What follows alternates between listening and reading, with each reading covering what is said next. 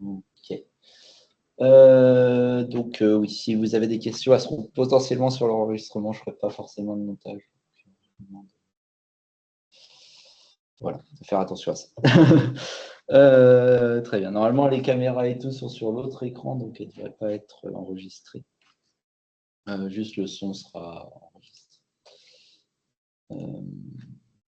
Très bien. Alors oui, du coup, je reprends. Bonjour à tous, je suis Ludovic Delval, le coordinateur de la ROSCON France 2024, avec Ingrid Lemaire. Et donc, je proposais de faire cette petite session d'initiation à ROS et ROS 2 par rapport au retour des années précédentes. Donc, la ROSCON France, elle a commencé en 2018. Du coup, il y a chaque année quelques personnes qui viennent à la ROSCON France sans forcément connaître on va dire les concepts et les choses comme ça, et qui sont du coup peut-être un peu perdus le jour de la ROSCON parce que c'est pas un lieu. Alors même s'il y a des différents niveaux, il y a du très technique et du plus accessible, du plus général, comme des retours d'industriels sur l'utilisation de ROS ou des choses comme ça. Il peut manquer certaines notions pour bien dialoguer, donc c'est pour ça que je proposais cette session d'initiation pour au moins vous permettre d'avoir quelques bases sur différents éléments de ROS. Alors ROS c'est très large, comme on va le voir, il y a beaucoup de choses. Mais au moins les concepts globaux qui vous permettront d'apprécier peut-être un peu les premières notions techniques, les présentations un peu plus techniques de la ROSCON. Voilà, donc, alors où est-ce que j'ai mis ma souris? Ici.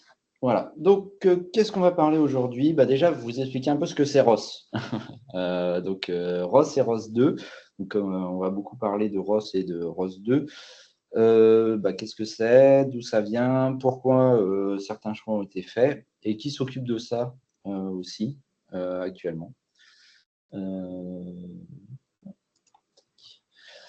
Ensuite, on verra les bases de ROS 2. Je vais parler sur principalement ROS 2 parce que ROS 1 arrive en fin de vie, donc, mais les concepts sont globalement communs aux deux. Je ne vais pas rentrer dans les détails extrêmement techniques qui font les différences, mais du coup, je vais parler surtout de ROS 2, qui est la version qui est actuellement la plus utilisée. Et enfin, on fera après les outils de ROS 2 principaux, ceux qui permettent d'utiliser ROS en général. Je couperai par moment de petites démonstrations en direct. Ce ne sera pas des trucs très compliqués, mais je vous ferai voir un petit peu ce que ça peut donner sur des exemples simples. Et ensuite, on verra les robots. Pourquoi on utilise ROS avec notamment des robots. Donc, on passera par quelques outils qui sont très pratiques pour. Alors, moi, je suis très orienté manufacturing, donc voilà, très orienté industriel. Il y a bien sûr des utilisations de ROS qui, sans forcément aller dans ces détails-là, mais pour une utilisation industrielle, ces outils-là sont assez importants, et même pour des utilisations, on va dire, de services. Enfin, je vous ferai un petit point pour les participants au workshop. Donc, qu'est-ce que je vous demanderai, un mail va suivre. Mais du coup, qu'est-ce qu'il faut installer pour les workshops? Et enfin, je répondrai à vos questions. Voilà, je pense pour la dernier quart d'heure, je pense qu'on sera à ce niveau. Voilà. Durant il y aura quelques sessions questions. Je pense que je prendrai 5-6 minutes. Je ne répondrai pas forcément à toutes les questions pour pas qu'on ait tout. Si vous avez des questions après, n'hésitez pas à m'envoyer par mail et puis j'essaierai d'y répondre. Alors, reprenons. Du coup, ROS et ROS 2, qu'est-ce que c'est? Alors, ROS, c'est le Robot Operating System. D'où ça vient? En fait, ça vient d'une startup qui s'appelle Willow Garage, qui a incubé aux États-Unis.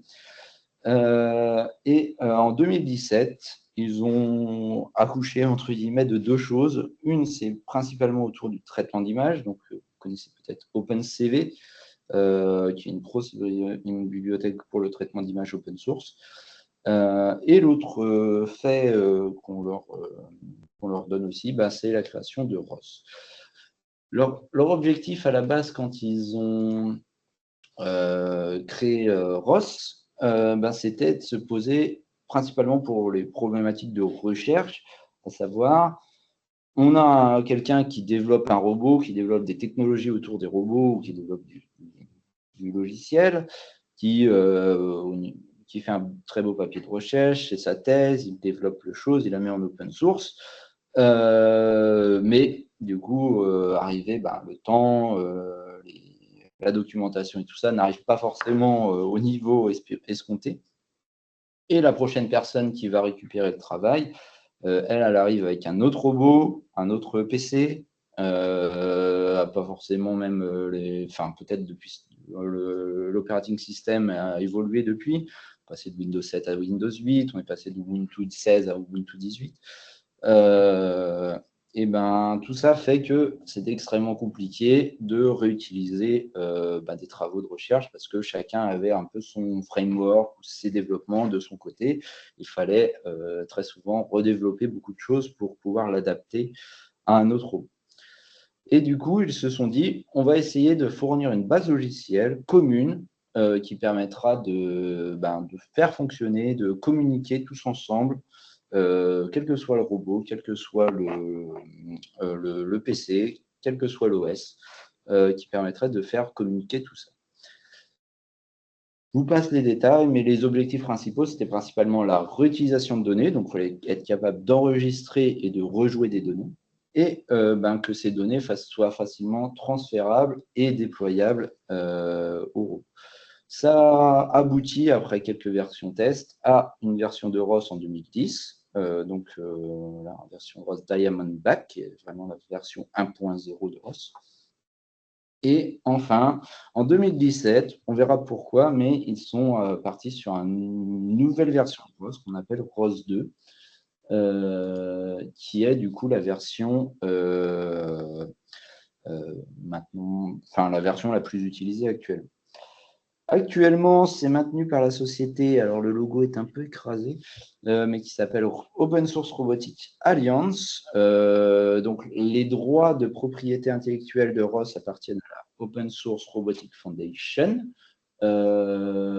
Et du coup, pour développer ROS, ils ont créé une alliance, un peu sur le même modèle que Eclipse Foundation. Il y a des industriels qui mettent à disposition soit des financements, soit carrément des ressources humaines pour développer ROS et contribuer du coup à développer ce framework. Voilà. Alors, si vous cherchez qui appartient à ROS, du coup, actuellement, c'est l'Open Source Robotics Foundation et c'est développé par l'Open Source Robotics Alliance. Mais c'est open source, c'est-à-dire que n'importe qui peut contribuer. Hein, voilà, c'est juste qu'il y a des gens dont leur travail est, une grande partie de leur activité est développer ROS. Et donc ROS, le Robot Operating System, qu'est-ce que c'est concrètement? Les concepts, c'est un middleware, donc on verra ce que c'est un middleware, avec 4 aspects principaux qu'on présente en général. Donc, qu'est-ce que c'est qu'un middleware? Un middleware, c'est quelque chose qui vient se placer. Comme je disais, ils essayaient de faire en sorte que, quel que soit l'OS, quel que soit le robot, et en fait, c'est ça. C'est justement l'idée de se placer à ce niveau-là, entre les deux. Donc, on vient se placer entre l'OS et le robot pour éviter d'avoir des développements qui soient spécifiques soit au robot, soit à l'OS. C'est vraiment le concept de base de ROS, c'est ça, c'est de se mettre c'est pas un langage en soi parce que c'est pas c'est des API qui peuvent être en C++, en Python,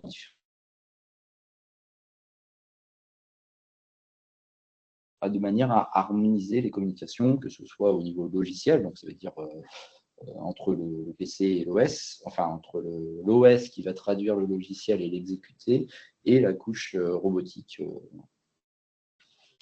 Et 4 aspects principaux, donc c'est les 4 aspects qu'on met en avant généralement quand on parle de ROS, c'est-à-dire la communication interprocess, les outils, donc pourquoi on se sert de ROS, les compétences, quels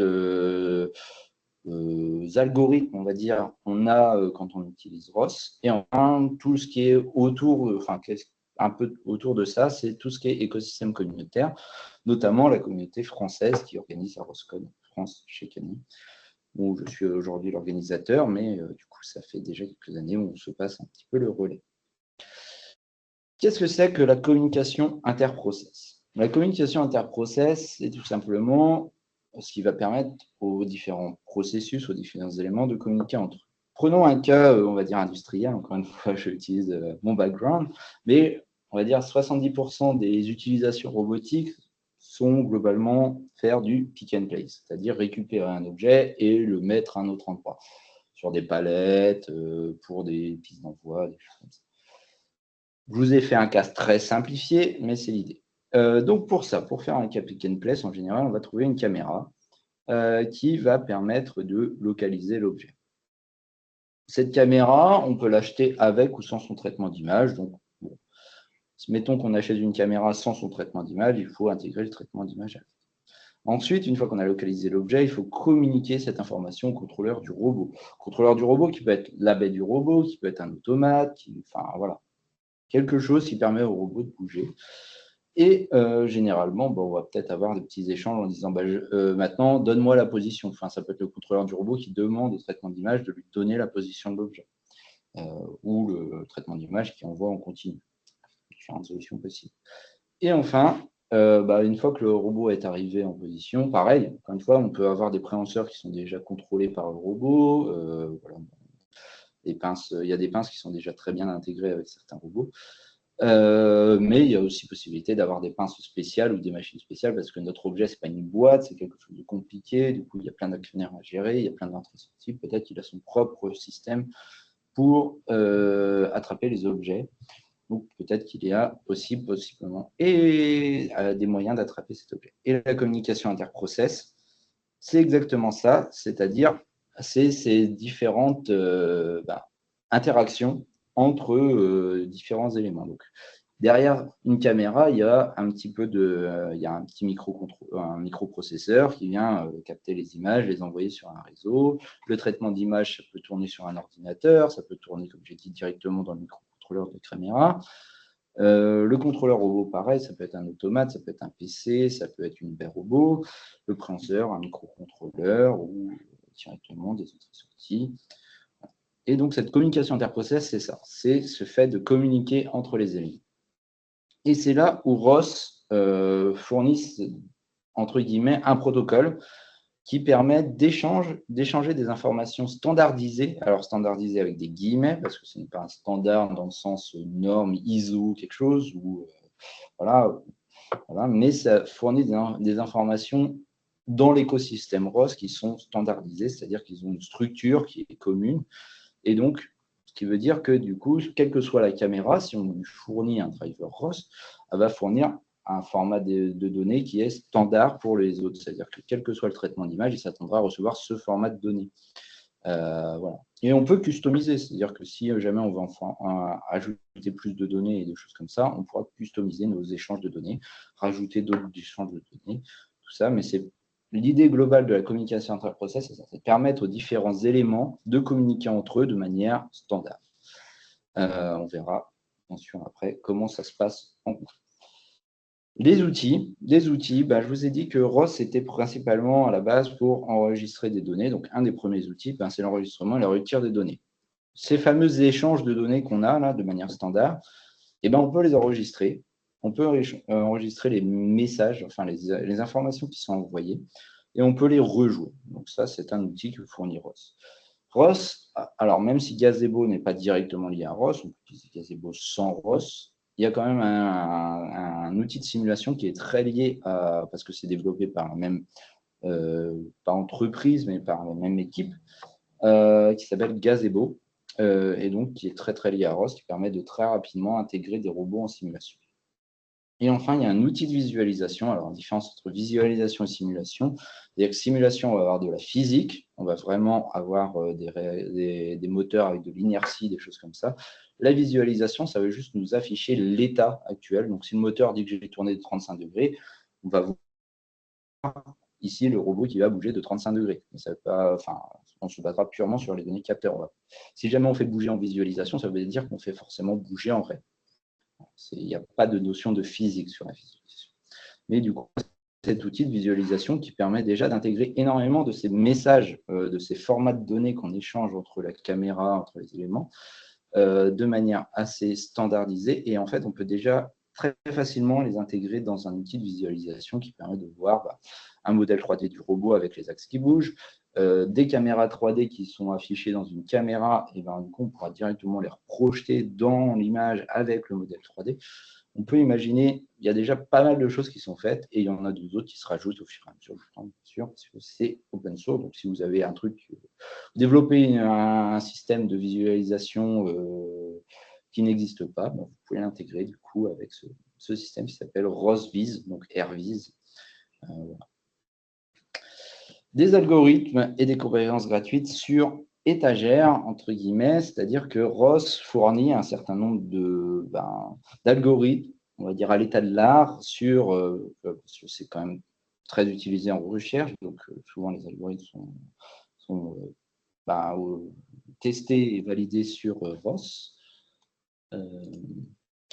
Du coup, je vous ai mis deux exemples principaux qu'on verra un petit peu plus tard, mais Moovit, qui est principalement pour tout ce qui est planification de trajectoire. Donc, on va essayer de planifier des mouvements de bras série avec plusieurs axes et de les faire bouger dans l'espace avec de l'évitement d'obstacles. Donc, on peut prendre en compte les obstacles, les contourner. Et aussi des outils de navigation 2D ou 3D, mais 3D c'est un peu plus compliqué. Il y a quelques présentations sur l'utilisation de drones dans la Roscon. Si vous êtes plus intéressé par la navigation 3D, c'est l'occasion aussi de discuter avec les personnes qui seront présentes. Mais là, je vous ai mis un outil de navigation 2D qui permet de faire de la cartographie, mais aussi de la navigation, de planifier des trajectoires de plateforme. Ce n'est pas exactement la même manière de planifier un mouvement d'un bras et un mouvement de plateforme. Donc, il y a deux outils dédiés à ça. Voilà. Et le dernier aspect, le côté communautaire. Le site principal, c'est rods.org. Il y a un wiki qui explique différents packages. Alors, le wiki, c'était surtout pour ROS 1, pour ROS 2. La documentation est plutôt hébergée sur GitHub directement, avec le package. Sur GitHub, sur GitLab, enfin, selon là où est hébergé le package. Il y a tout un site de questions-réponses et généralement vous allez avoir énormément de questions qui sont répondues. Je crois que c'est plus le taux exact et je suis pas sûr que, les informations datent un peu, mais de mémoire on avait 63% de taux de réponse, donc c'est à dire qu'il y a quand même beaucoup de questions qui sont répondues comparé à Stack Overflow ou d'autres endroits où le taux de réponse est peut-être un peu plus faible. Et ensuite, il y a déjà beaucoup de questions. Donc, ça s'appelle plus Ross Answer. Maintenant, je crois que tout a été transformé sur RoboStack Exchange. Mais bon, si vous allez sur le site ross.org, vous retrouverez le lien. Et enfin, le forum de la communauté, le ROS Discourse, où là, vous avez les informations sur qu'est-ce qui se passe dans l'écosystème ROS.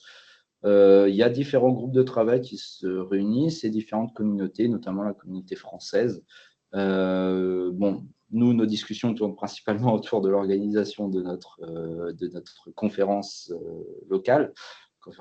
Voilà. Mais il y a d'autres discussions, notamment en ce moment, on est en train de réfléchir à créer une association pour justement la communauté française ROS. Voilà. Je vous invite à consulter ce forum. Il y a beaucoup d'infos, des différents packages, des gens qui présentent ce qu'ils ont développé. Il y a les comptes rendus. Je vous ai dit qu'ils étaient maintenant ROS était développé par une alliance. Donc il y a les comptes rendus des discussions autour des industriels et des personnes qui développent. Autour de ça, il y a des groupes de travail qui sont liés vraiment à certains aspects spécifiques, par exemple le temps réel, les choses comme ça. Donc vraiment, pour moi, c'est là, si vous voulez vous investir, c'est là où il faut être. Voilà. ROS Industrial, un petit mot sur ROS Industrial. Donc, ROS Industrial, qu'est-ce que c'est? Ce n'est pas une version de ROS à part, c'est une réflexion qui tourne de temps en temps. C'est vraiment une communauté au sein de ROS, c'est-à-dire qu'on fait partie. Mais c'est-à-dire que c'est une communauté qui est au sein de ROS, dont le but de cette communauté, c'est de développer, améliorer et simplifier l'utilisation ROS pour les applications industrielles. Elle a été créée en 2012 lors d'une conférence. Et cette communauté, vraiment, c'est des développeurs. Enfin, comme je vous dis, moi j'en fais partie, c'est pas mon travail, mais de temps en temps, j'améliore un driver, je travaille sur, j'essaye de répondre à certains problèmes, voilà, pour avoir des applications industrielles avec ROS. Cette communauté-là, elle est un peu particulière dans le sens où, du coup, elle est organisée en 3 consortiums. Un consortium américain, un consortium Europe et un consortium Asie-Pacifique. Mais par contre, toutes les entreprises font partie de la même communauté. C'est-à-dire que les différentes entreprises financent à hauteur, il y a différentes hauteurs, mais cette communauté. Et ensuite, il y a des événements qui sont liés à ça. Donc, il y aura le nouveau coordinateur du consortium européen qui sera présent aussi à la ROSCON. Il a pu venir. Qui viendra présenter un peu plus en détail ce que c'est la communauté ROS industrielle et notamment comment interagir avec la communauté ROS industrielle. Donc, il m'a parlé rapidement comme ça qu'il voulait lancer des projets partiellement financés par ROS industrielle, inter-entreprises. Il y a différentes solutions qui sont en train de se monter pour avoir des développements autour de ROS industrielle. Bon, une petite vidéo très rapide. Je ne sais pas si vous avez le son ou pas, mais bon, je vais essayer de faire du voice-over de toute manière. Mais c'était les 10 ans de ROS Industrial, donc c'était il y a 2 ans, voilà, 2012-2022. Voilà, qui vous montre un petit peu ce qui a été développé à différents, soit par des entreprises qui font partie de ROS Industrial et qui ont bénéficié du soutien de ROS Industrial, soit directement par les centres de recherche qui participent activement au développement de ROS Industrial. Fraunhofer IPA qui a développé des solutions de soudage, voilà, du clipsing de produits flexibles, du motion planning avec évitement d'humains, voilà, avec de l'IA, des choses comme ça, du scan 3D. Vous avez vu l'algorithme de visualisation, le fameux AirVis. On voit, hein, robot quadrupède, pourquoi pas, des solutions pour faire de la peinture. Avec du scanning plan, donc on vient surtenir la surface, définir des trajectoires qui correspondent réellement à la du bin thinking. Je vais peut-être accélérer un petit peu. Je ne vais pas tous vous les faire, mais bon, vous pourrez revoir la vidéo. Du coup, si ça vous intéresse, de la navigation. Il y a une application que j'aime bien, c'est celle de peinture. Ouais, voilà, c'est juste après, je crois. Des activités logistiques, bien sûr. Voilà. Là, je trouve super sympa, c'est de la peinture de voirie. Voilà, donc, bon. On reconnaît que ça utilise ROS parce que c'est du Ubuntu et tout ça, mais voilà, il y a un bras derrière le camion qui vient peindre sur la voirie. Siemens qui contribue, qui fait des systèmes pour gérer des flottes d'AGV. Bon, voilà, un petit peu un aperçu des applications. Si vous traînez sur le discours ou des choses comme ça, vous en verrez passer régulièrement. Alors, enfin, pour conclure un petit peu cette partie, on verra après pourquoi on est passé à ROS 2, mais pourquoi utiliser ROS? Donc, je vais citer un petit Olivier Stas, qui est celui qui a lancé la ROSCON France en 2017. Ça ne s'appelait pas encore les ROSCON France, mais ça s'appelait les Journées ROS francophones. Un robot et les challenges robotiques sont devenus tellement complexes qu'ils deviennent impossibles à répondre seuls. Je suis assez d'accord avec ça, c'est-à-dire que maintenant, si on veut se lancer dans la robotique, il y a besoin, si on veut tout faire soi-même, on part de tellement loin qu'on ne sera jamais compétitif. Et donc, il faut à un moment se résoudre à utiliser des choses qui existent. Et ROS fournit un certain nombre de choses qui sont déjà très bien utilisées et très performantes de mon point de vue. Donc, vous avez des algorithmes open source à l'état de l'art, vous avez l'intégration avec différents matériels qui sont déjà soit supportés directement par le fournisseur du matériel lui-même. Le robot fournit un support ROS direct. Voilà, il y a ce qu'à voir un petit peu. Enfin, voilà, il y en a différents les grippeurs robotiques, enfin, des plateformes qui sont déjà intégrées avec ROS et tout ça. Et enfin, ça permet de partager les données facilement. Donc, comme j'ai dit, si vous avez besoin d'envoyer des données à quelqu'un ou vous avez besoin d'enregistrer des données parce que votre produit est utilisé quelque part, bah, ROS, pourquoi pas utiliser ROS pour enregistrer ces données et pouvoir les retrouver chez vous. Voilà. Donc, c'est mon point de vue. Après, là-dessus, vous aurez l'occasion d'en discuter peut-être à la conférence avec d'autres personnes qui ont d'autres points de vue dessus. Hop. Hop. Très bien. Alors, maintenant, on va passer à pourquoi ROS 2, parce que comme je vous dis, je vais vous présenter principalement ROS 2. Donc, pourquoi ROS 2? En fait, ROS 1, comme j'ai dit au tout départ, c'était principalement fait pour la recherche. C'est-à-dire que même s'il y a eu des développements industriels et beaucoup de développements industriels sur ROS 1, les plateformes MIR, c'est du ROS 1, différentes plateformes de navigation qui sont très développées. Voilà, il y a des robots qui tournent chez Amazon, c'est du ROS 1 derrière. Maintenant, ils sont peut-être passés à ROS 2, mais à l'époque. Donc, ROS 1 a eu quand même des applications industrielles. Néanmoins, il y avait des problèmes liés à ROS 1 et c'était des problèmes qui freinaient l'utilisation, notamment industrielle de ROS, mais aussi, voilà, pas que, on commençait à être un peu derrière à la traîne pour mettre à jour tout ça. L'architecture de ROS était vraiment datée, c'est-à-dire qu'elle a été créée à la base un petit peu en façon start-up hackathon, on va dire, sans forcément penser à un avenir aussi radieux. Et du coup, ça a nécessité à chaque fois de faire des maintenances lourdes. Moi qui ai un petit peu contribué à l'époque sur ROS 1, il fallait dupliquer tout son travail 2 fois parce qu'il fallait à la fois supporter le C++ et le Python, qui étaient les 2 langages principaux supportés par ROS 1. C'était assez pénible.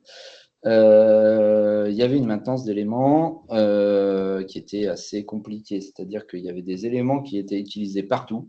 Je vais citer les action names, on verra un petit peu plus tard ce que c'est. Il y avait certains messages, donc certaines structures de données qui étaient utilisées partout. Tout ça, en fait, il y a beaucoup de choses que tout le monde se mettait à utiliser, qui a explosé, et qu'ils ont réinternalisé du coup dans ROS, mais que c'était toujours maintenu à l'extérieur. Ça devenait compliqué à gérer niveau maintenance aussi, du coup, parce que leur équipe n'a pas forcément grossi pour gérer autant de choses. Et enfin, il y avait un retard technologique qui était lié notamment au fait que déjà maintenir pour essayer de rester, que ce soit toujours utilisable, c'était compliqué. Alors faire des développements pour aller plus loin au niveau cœur, hein, là je parle bien du cœur de ROS, et pas sur les algorithmes, des choses comme ça, mais au niveau cœur de ROS de base, le centre de ROS, et ce retard technologique en sécurité, en protocole de communication et tout ça, se faisait sentir. C'est-à-dire qu'il y avait des protocoles de communication qui étaient beaucoup plus légers, beaucoup plus sécurisés, qui se développaient. Du coup, on me posait souvent la question comment utiliser ROS. Bah oui, mais bon, moi, du coup, j'ai besoin de cryptage des données. Comment on peut faire ça en ROS? Et puis, la réponse, c'était souvent, on ne peut pas. Malheureusement. Et il y a 2 choix qui ont été faits. Il y avait 2 choix à l'époque, qui a été discuté dans la communauté. Soit on refait une refonte complète de ROS 1 en disant il y aura un avant et un après. Tant pis. ROS 1 jusqu'en 2017, du coup, ça marchait comme ça. Et après, ça ne marchera plus comme ça. Et si vous avez des trucs qui avant, ils ne seront pas compatibles avec les trucs d'après. Ou alors, l'autre choix, c'était de garder ROS 1, continuer à lui faire une petite vie, et en parallèle, partir de zéro et développer complètement un truc de zéro qui s'appellerait ROS 2. Et bien sûr, c'est ce choix-là qu'ils ont fait. Donc, c'est-à-dire qu'ils ont gardé ROS 1 en continuant à faire des mises à jour, à développer le système, et ils ont développé ROS 2. Voyant que maintenant la plupart des gens utilisent ROS 2 quand même, la maintenance de ROS 1 s'arrête l'année prochaine. Donc, ça veut dire pour les mises à jour de sécurité ou les mises à jour voilà, plus complexes vont s'arrêter. Je crois qu'ils vont être plus ou moins supportés quand même par Canonical, qui va continuer à supporter les mises à jour de sécurité graves pour ROS 1 pour encore 5 ans, donc jusqu'en 2030. Néanmoins, je vous conseille quand même de partir sur ROS 2 si vous voulez vous lancer sur ROS. Voilà. Alors, ils se sont posé la question, ok, très bien, mais comment on va faire ce fameux ROS 2? Eh bien, ils sont partis de qu'est-ce qui ne marchait pas sur ROS 1. Donc, c'est un peu ce que je vous ai cité avant, c'est-à-dire, ben, il y a des nouveaux protocoles de communication qui sont vachement mieux et qui sont même des standards. Et du coup, ils ont dit, ben, on va mettre des nouvelles solutions techniques. Je ne vous explique pas en détail comment ça fonctionne, mais on est passé sur un middleware double étage. Et du coup, il y a le protocole, on va utiliser maintenant un protocole de communication non plus fait maison, mais on va prendre un standard qui s'appelle DDS, qui permet notamment la découverte automatique de réseau et des choses comme ça, qui n'est pas le cas sur ROS 1. On va repenser complètement l'architecture en se posant les questions de comment faire pour que ce soit plus facile à maintenir. On avait fait déjà ROS 1 de manière à ce que ce soit à peu près indépendant de l'OS. Le problème, c'est que ce n'était pas le cas parce qu'il y avait beaucoup de choses qui avaient évolué côté Windows et côté Mac. Et du coup, ils se sont dit, bah, on veut éviter de devoir gérer une version Windows, une version Ubuntu, une version Mac de ROS. On va essayer de vraiment rendre ça vraiment le plus indépendant possible de l'OS. Ils y arrivent plus ou moins. C'est pas encore gagné parce que c'est vraiment très différent. Et enfin, les évolutions possibles, continuer à essayer de faire évoluer les choses, c'est-à-dire s'il y a des nouveaux packages qui existent, qui apparaissent et qui permettent et qui sont vraiment très utilisés, comment on peut les intégrer sans remettre en cause à chaque fois tout, sans devoir développer et maintenir ça en interne parce que ça devient critique pour que tout marche. Donc, ils se sont posés aussi ces questions-là, à refaire cette architecture en prenant ça en compte. L'autre aspect, c'est pas faire tout soi-même. Et donc, c'est comme ça qu'ils ont créé ce steering board. Donc, le steering board, c'est un comité qui se réunit pour faire décider dans quelle direction vont aller les développements de ROS. Ce steering board se réunit régulièrement. Et du coup, l'Open Source Robotics Alliance, c'est un peu l'évolution de ce steering board. Derrière. Et ils encouragent aussi la mise à disposition de développeurs par les entreprises. Donc, pour faire partie de ce steering board, un moyen, c'est de mettre à disposition un développeur. Je ne sais plus le taux qu'il faut, mais voilà. Donc, si vous mettez à disposition un développeur qui développe des choses grosses pour la communauté open source, alors dans ce cas-là, vous pourrez avoir une place au steering board. Alors, je ne connais pas les détails exactement, faut prendre avec des pincettes ce que je dis, mais c'était l'idée à l'époque. Voilà. Le résultat, c'est ROS 2. Il y a quelques éléments clés que je vais vous citer. Encore une fois, je ne vais pas rentrer dans les détails. Donc, le système de librairie client, qu'on va appeler. En fait, il y a une base de code qui est écrite en C et par-dessus, donc je vous ai dit qu'à chaque fois avant, on développait en C++ et en Python. C'est plus le cas. Maintenant, il y aura des librairies C++, des librairies Python qui viendront plugger sur cette librairie en C. Et cette librairie en C, elle sera commune à tous les langages. Tous les langages, à la base, en grande partie, sont basés sur C. Il y a même une librairie client qui s'appelle RCLC, qui est du C pour du C. Voilà, qui permet de faire des API plus simples que les API de base de ROS. Et ça permet du coup d'implémenter différents langages, C++, Rust, Python, Java. Il y a même quelqu'un qui avait présenté une fois quelque chose pour le langage qui sont utilisés dans les langages de téléviseurs. Bon, voilà, on est téléconnecté sur ROS, pourquoi pas. Voilà, DDS comme middleware principal de communication interprocess. DDS, c'est le protocole de communication, un standard de communication. Et du coup, il y a différentes implémentations. Donc, il y a des implémentations gratuites, des implémentations payantes. Vous pouvez acheter une implémentation DDS, mais du coup, il y a possibilité généralement, elle va être connectée avec ROS assez facile. Donc, ce qui vous permet de bénéficier derrière de quality of service, de technologies qui permettent de communiquer. Cette fameuse communication interprocess va être faite par le protocole DDS. Et la sécurité réseau, du coup, bah, c'est une dérivée de DDS, du coup, parce que DDS implémente des moyens de sécuriser, donc ce n'est pas forcément implémenté directement, mais ils disent, ben, si vous voulez sécuriser votre réseau en DDS, voilà comment il faut faire. Et du coup, ben, c'est implémenté et il y a moyen de faire des messages cryptés. Alors, ce n'est pas de base, hein, c'est-à-dire qu'il faut compiler, il faut générer des clés qui permettent de décrypter les données, des choses comme ça. Mais il y a possibilité de sécuriser son réseau ROS2 et d'empêcher du coup des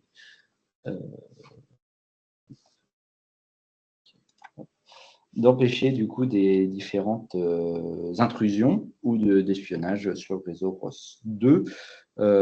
Et il y a même possibilité de faire un snapshot du réseau de nœuds, c'est-à-dire que vous photographiez, on verra ce que c'est le réseau, mais du coup, vous photographiez votre état de vos communications ROS2 et toute personne qui est en dehors de ce système-là ne peut pas communiquer avec ce qui est. Et il y a même des alertes qui se lèvent si jamais un élément qui a été du réseau qui dit bah moi maintenant j'ai rajouté ça parce que quelqu'un a injecté dans votre code un espion.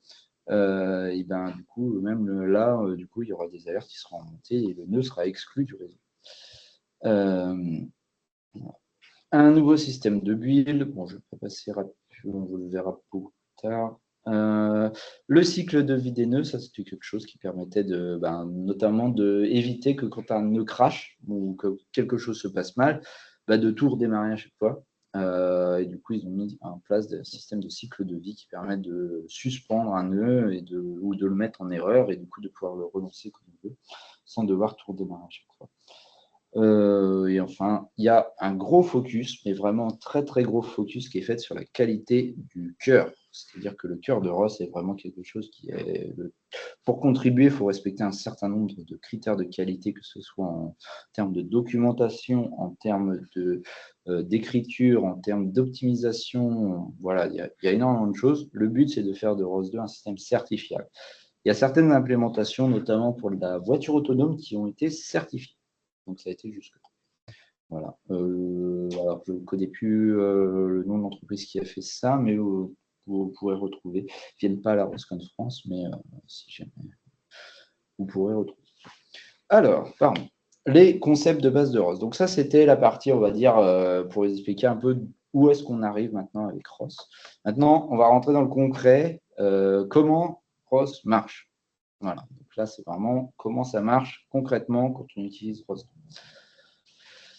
Un concept principal, c'est les nœuds. Donc, je l'ai déjà cité un petit peu auparavant, mais du coup, un nœud, qu'est-ce que c'est? Un nœud, tout simplement, je vous ai dit qu'il y avait de la communication inter-process, c'est les process. Ce qu'on appelle un nœud, c'est un process.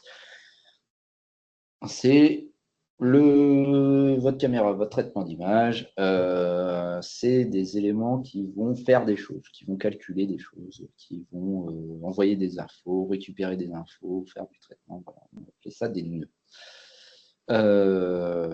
Ça peut être des nœuds qui peuvent tourner même dans le même process, mais quand je parle process, c'est au niveau CPU, c'est-à-dire qu'ils ont le même process ID.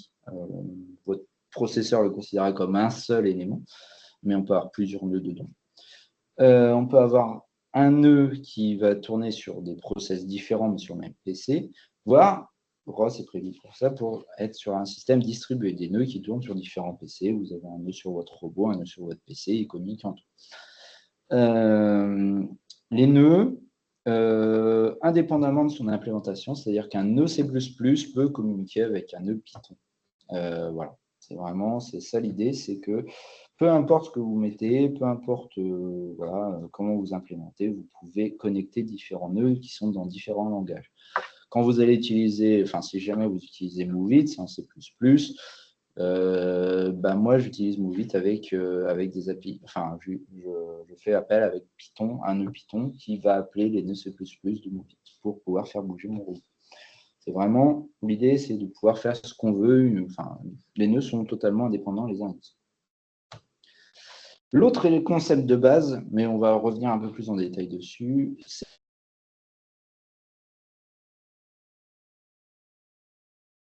le concept de base, c'est les nœuds topiques.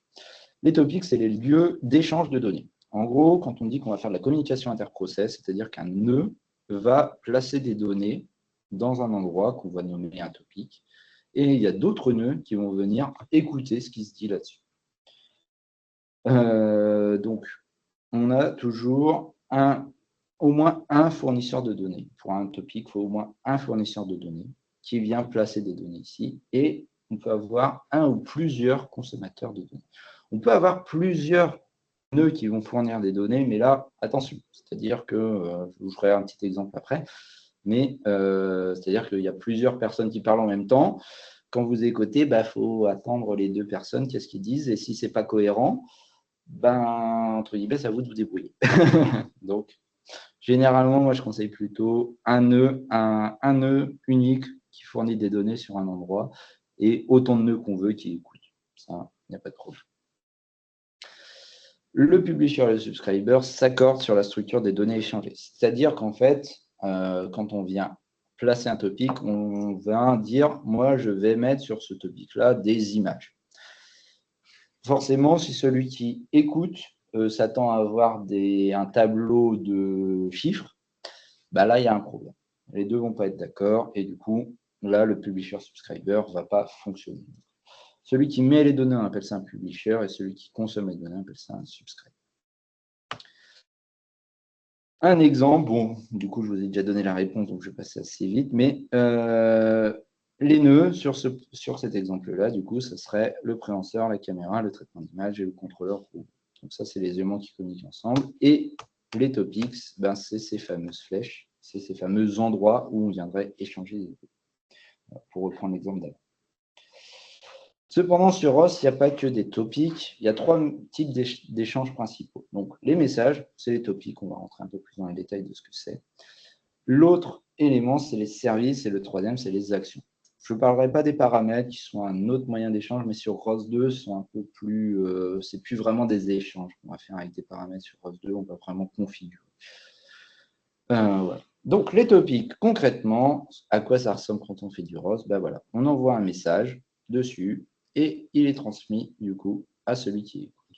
Si jamais on a deux personnes, voilà, ce message, il est dupliqué et il est envoyé aux différentes personnes. Alors, dupliquer, ça ne veut pas dire qu'on va forcément le dupliquer physiquement. Hein. Il y a différentes technologies derrière qui sont selon l'implémentation. Voilà, je ne vais pas rentrer dans le détail technique encore une fois, mais ça ne veut pas dire dupliquer. On va exploser la mémoire parce qu'on envoie un message partout. Ça dépend. On peut exploser la mémoire, je dis que c'est infaisable, mais l'important à retenir, c'est que ça fonctionne de manière asynchrone. C'est-à-dire que nous, quand on envoie des messages, on se moque, entre guillemets, si le subscriber, quand on publie, on se moque si le subscriber a reçu le message ou pas. On ne va pas avoir de retour du subscriber qui dit « c'est bon, j'ai reçu le message ». On va lui envoyer des données et c'est à lui de se débrouiller pour les recevoir. Donc, on se dit si j'envoie beaucoup de messages et que lui, il met beaucoup de temps à le traiter, je vais avoir du coup potentiellement une queue qui se forme, donc un buffer. Justement, il y a possibilité d'avoir ce buffer et de le définir. En général, le buffer, il n'est pas du tout utilisé. Ce qu'on veut, c'est le dernier message, donc le dernier subscriber, même si le subscriber met beaucoup de temps à traiter un seul message, on regardera toujours le dernier, donc ça veut dire qu'on a une queue de taille 1, et en fait, le dernier message écrase ce qu'il y a dans le buffer à chaque fois. C'est ce qui est le plus utilisé. J'ai encore vu vraiment d'applications où la queue était vraiment intéressante à ce jour en 10 ans d'utilisation, je pense. Et chaque topic contient une structure de données. Donc, je vous ai dit tout à l'heure qu'il s'accorde sur la structure de données. Cette structure de données, on va appeler ça des messages. Il y a des messages standards et il y a possibilité de créer vos propres messages, qu'on appelle les messages custom, qui sont des structures de données. J'ai besoin d'une image, il y a une pause et une date. Et je vais créer une structure qui va être un message, une pause, une date. Voilà. Et j'enverrai ça parce que j'ai besoin de ça. Ce n'est pas un truc standard, ce n'est pas un truc qu'on retrouve couramment, mais moi j'ai besoin de ça dans mon application, donc je le crée. Comment on crée des structures de données? C'est tout simple, c'est un fichier .msg qui existe. Ce fichier .msg, c'est tout simplement un fichier texte dans lequel on vient préciser nos structures de données. Donc là, pour le point, par exemple, j'ai un point 3D. Mettons, ça c'est un point 3D. J'ai 3 coordonnées x, y, z. Je dis que c'est des floats, des floats de taille 64. Et ensuite, je peux composer mes structures entre elles. Par exemple, pour une pause, une pause, c'est un point et un quaternion.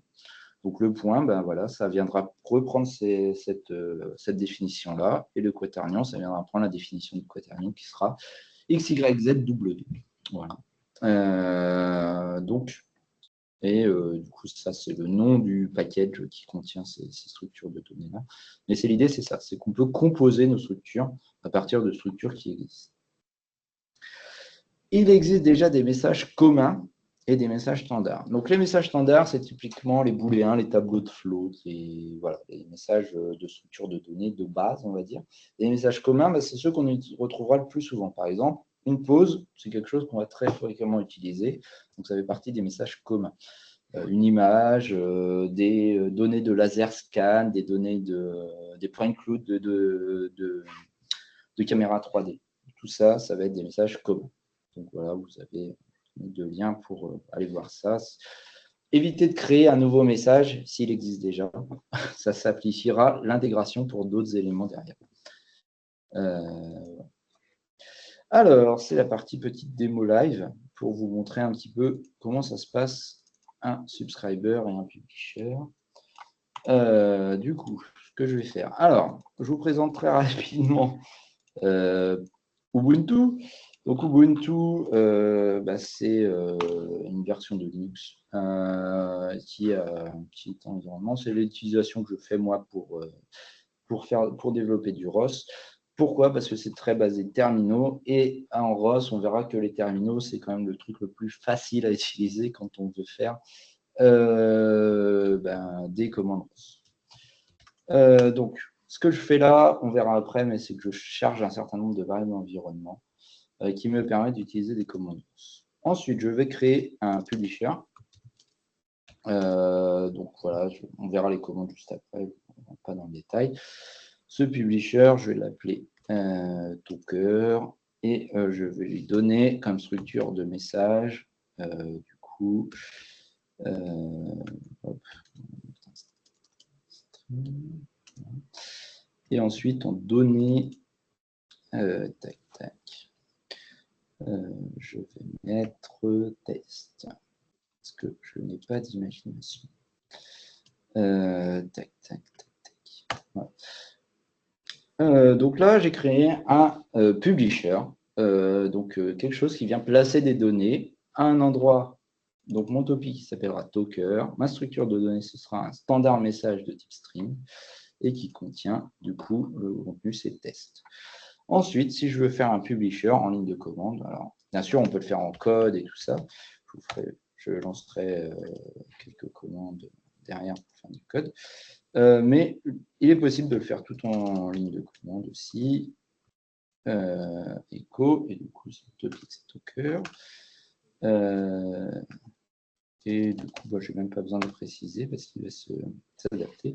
Et donc là, je reçois le message directement. Voilà. Si j'avais un autre PC, je pourrais le faire directement, recevoir un autre message. Si je change le format, le type contenu test 2, hein, hop, maintenant je publie test 2, donc mon subscriber reçoit test 2. Si je change de structure de données, voilà, ça va peut-être. Je pense pas qu'il va marcher parce que du coup j'ai créé, mais on a resté des messages parce que c'est pas trop dur à faire.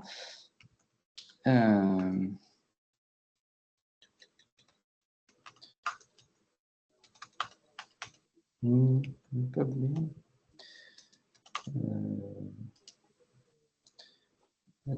Je suis toujours connecté. Tac, tac.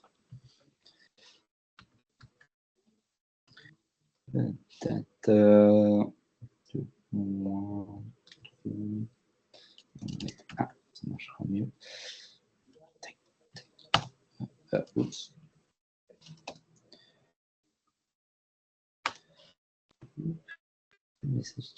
Ah oui, parce que du coup, j'ai pas tapé std message.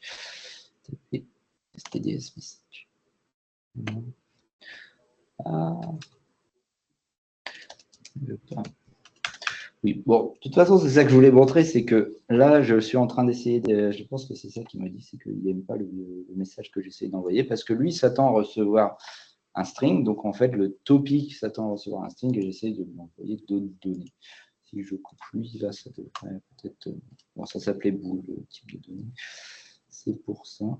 Data. Tac, tac. Hop. 1. Hop. Donc là, je publie true. Et là, si je régénère mon true sur le token. Donc voilà un exemple. Et si je veux visualiser ce qui se passe, on va faire un petit RQT graph. Changer les variables d'environnement.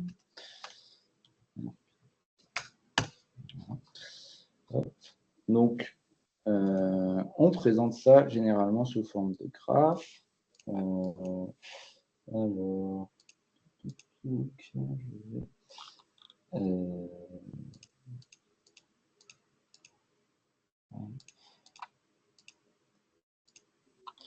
vais tout cacher. Et voilà, donc là j'ai mon nœud Talker et bon, mon listener, du coup il apparaît pas parce que c'est un truc de debug. Mais si je fais un source de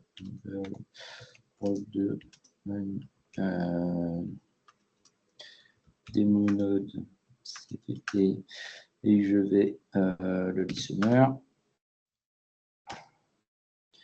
Alors là, ça va pas forcément bien marcher. Voilà. Bon.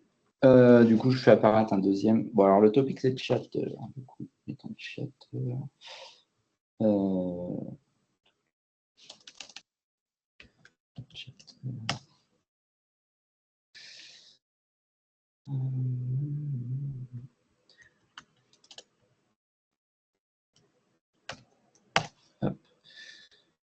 Voilà. Donc là, mon listener, là, c'est un nœud de démo, hein, donc c'est un nœud un peu plus évolué que juste une ligne de commande. Mais du coup, mon Talker devrait se mettre à produire. Il ne peut pas apparaître. Bon. Je devrais avoir mon Talker en tant que nœud, mais si je veux faire montrer plus précisément, je vais faire la même commande avec le Talker démo node.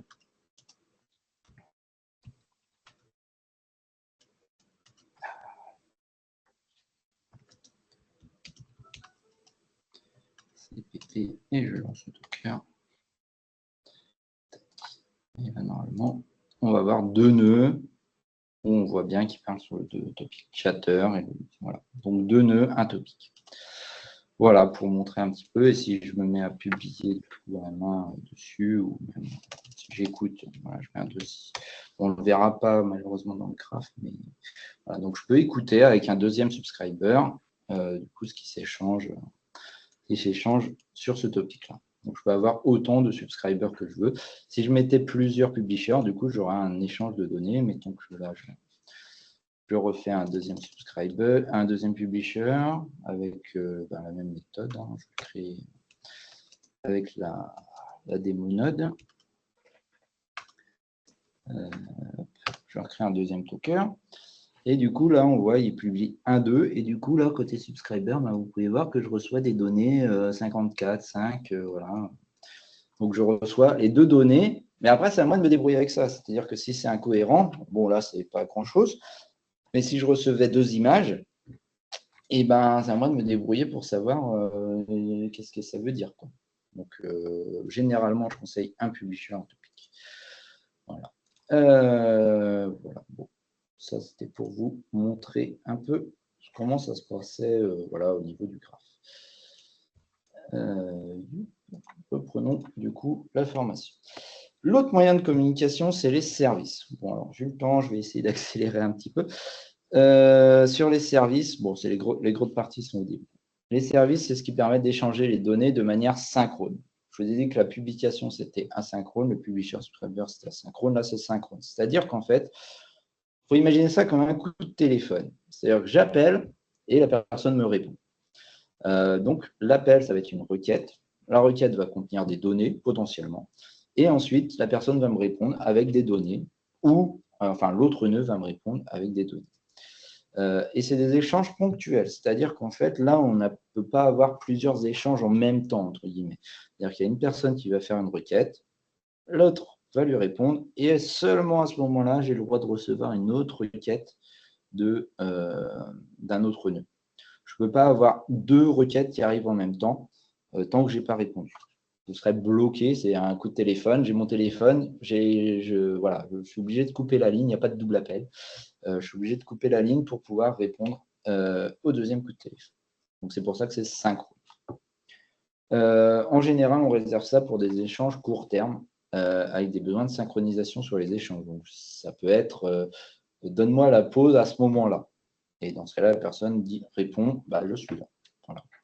Généralement, on va s'en servir comme ça pour des échanges courts terme.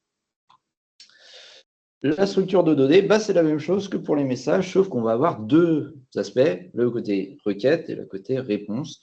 On va séparer la réponse les deux par trois petits tirets dans la structure de données. Donc, c'est encore une fois un fichier texte. On sépare par trois petits tirets. Je ferai voir une action juste après, parce que j'en ai fait une il n'y a pas longtemps. Il existe très peu de services standards. Mais beaucoup d'algorithmes et d'outils fournissent des services, en fait. C'est-à-dire que le service va être très lié à l'utilisation. On va avoir très peu d'utilisation générique d'un service parce que forcément, c'est un échange de données. Là, on va vraiment échanger des choses, on veut des choses synchrones. Donc, on va très peu avoir de services standards qui sont très réutilisables partout. Cependant, on va avoir beaucoup d'algorithmes qui vont fournir des services, et ces services-là avec leur structure de données. Donc, en fait, on va souvent avoir un package qui s'appelle quelque chose .msg, enfin underscore msg, et ça va fournir les structures de données qui vont s'échanger pour cet élément. Je vais passer là-dessus parce que sinon, on n'aura pas fini en 2 heures. Et le dernier aspect, c'est les actions. Les actions, c'est du coup à la fois synchrone et asynchrone. C'est une communication annulable, synchrone avec feedback. Voilà. Donc, c'est-à-dire qu'en fait, on va avoir à la fois des services et des topics qui seront un peu mélangés. Donc, l'action, c'est un seul bloc, un seul gros bloc, mais dedans, concrètement, ce qui se passe, c'est qu'il y a des topics et des services. Et quand on va plutôt parler d'action. La première, ça va être d'envoyer un goal à l'action. Donc, c'est comme si je crée une requête pour cette action. Sauf que ça, là, je vais passer par un service. C'est-à-dire qu'en fait, je vais envoyer à l'action, je veux faire ça. Et la première chose qu'elle va me dire, c'est OK, je peux faire ça. Donc là, elle va me répondre, elle va me dire OK, je peux. Pendant qu'ensuite, elle va se mettre à faire l'action. Et elle va m'envoyer régulièrement sur des topics des feedbacks. Et c'est ensuite moi, je peux ou pas m'en servir. Donc, je peux regarder ce qui se passe en direct. Je peux à tout moment annuler l'action. Donc, je vais dire annule. Là, il y a un truc qui ne va pas, arrête. Et ensuite, si ça va jusqu'au bout, ou même si ça ne va pas jusqu'au bout, mais si j'arrête, par exemple, elle va me répondre. Elle va me dire, voilà comment j'ai fini. Donc, je vais avoir un autre service qui va dire, dis-moi, tu m'as dit que tu avais fini, maintenant dis-moi, voilà, parce qu'il y a un autre topic qu'on ne voit pas, mais qui est le statut, qui est publié régulièrement. Donc, en fait, c'est un mélange d'actions. Et là, on va s'en servir vraiment pour les actions long terme. Donc, par exemple, un déplacement. Quand on va faire un déplacement d'un bras, on ne va pas passer par un service. Comme j'ai dit, le service, c'est un coup de téléphone. On ne peut pas vraiment l'annuler en cours de route. On peut, mais c'est compliqué à faire. Mais après qu'il arrive, voilà, on est bloqué, entre guillemets, pendant qu'on a ce coup de téléphone. L'action, c'est pas vraiment un coup de téléphone, quoi. C'est va faire ça et dis-moi quand tu as fini. Régulièrement, donne-moi, update-moi sur le statut. Donc, c'est le système de communication le plus compliqué, mais c'est probablement le plus intéressant parce que ça permet de faire des actions long terme, des déplacements. Enfin, quand vous allez faire des déplacements avec un bras robotique ou même une plateforme mobile, vous allez passer par des actions. C'est ça qui est le système en dessous qui est utilisé. Donc, voilà les trois grands moyens de communiquer avec ROS. Donc, je rappelle, les topics, je donne des informations et je ne m'occupe pas de si les autres les reçoivent ou pas. Le service, c'est je veux quelque chose, j'appelle et la personne me répond. Et l'action, un mélange un peu des deux, où je donne une action long terme et à un moment, j'attendrai un résultat. Voilà. Avec ou pas des mises à jour régulières.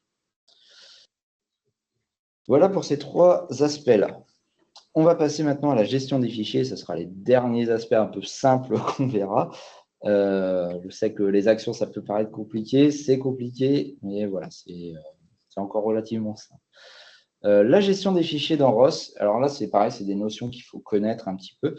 Les concepts importants, c'est ce qu'on appelle le workspace, les packages et le manifeste qui est un peu moins important, mais c'est voilà, quand on va parler d'unité ou de software en ROS, on va parler de packages. Et les packages, on va les mettre dans des workspaces. Voilà. Globalement, c'est ça qu'il faut retenir. Un workspace, qu'est-ce que c'est? C'est tout simplement un dossier vide. Voilà, à la base, il est vide. Il n'y a rien dedans. Et on dit que ça va devenir mon workspace ROS.